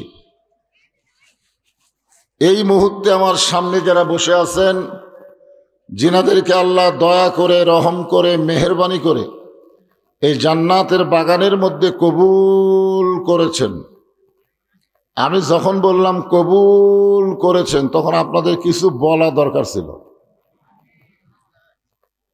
এমন আসতে দুই একজন বললেন। আচ্ছা, আপনারা কি কোনো সময় মনে করতেছেন যে আমি নিজের ইচ্ছা এখানে আইছি? এরকম কি নফস আপনাদেরকে ধোঁকা দিচ্ছে যে আমি যদি না আসতাম তাহলে কেমনে? আল্লাহর কোরআনে আল্লাহ বলতেছেন, মা আসাবাকা মিন হাসানাতিন ফামিন আল্লাহ। বান্দা বান্দির দ্বারা যখন কোনো ভালো কাজ হয়, এ কাজ বান্দা বান্দি করে না, বরং আল্লাহ করায়। আপনার বলেন তো, এই মাহফিলে বসাটা ভালো কাজ না খারাপ কাজ? তাহলে এই ভালো কাজকে আপনারা করলেন না, আল্লাহ করালো। তাহলে এই মুহূর্তে আমরা সকলেই বিশ্বাস করতে পারি যে আমরা যত বড়ই পাপী হই না কেন, এখনো আল্লাহ আমাদের উপরে রাজি আছে। যদি রাজি না থাকতো তাহলে এই জান্নাতের বাগানে আমাদেরকে বসার তৌফিক দিতেন না। যে আল্লাহ দয়া করে, রহম করে আজকের এই জান্নাতের বাগানে আমাদেরকে কবুল করলেন, আমি আমার অন্তরের অন্তঃস্থল থেকে আপনাদের সবাইকে শুভেচ্ছা জ্ঞাপন করছি। সম্মানিত মা বোনেরা, পর্দার অন্তরালে বসে বসে যারা আলোচনা শুনতেছেন, তাদেরকেও শ্রদ্ধা জ্ঞাপন করে অনেক বছর পরে আপনাদের এই এলাকায় এসে জিজ্ঞাসা করতেছি, আপনারা সকলে কেমন আছেন? আলহামদুলিল্লাহ রব্বিল আলামিন। যে আল্লাহ শারীরিক সুস্থতা এবং মানসিক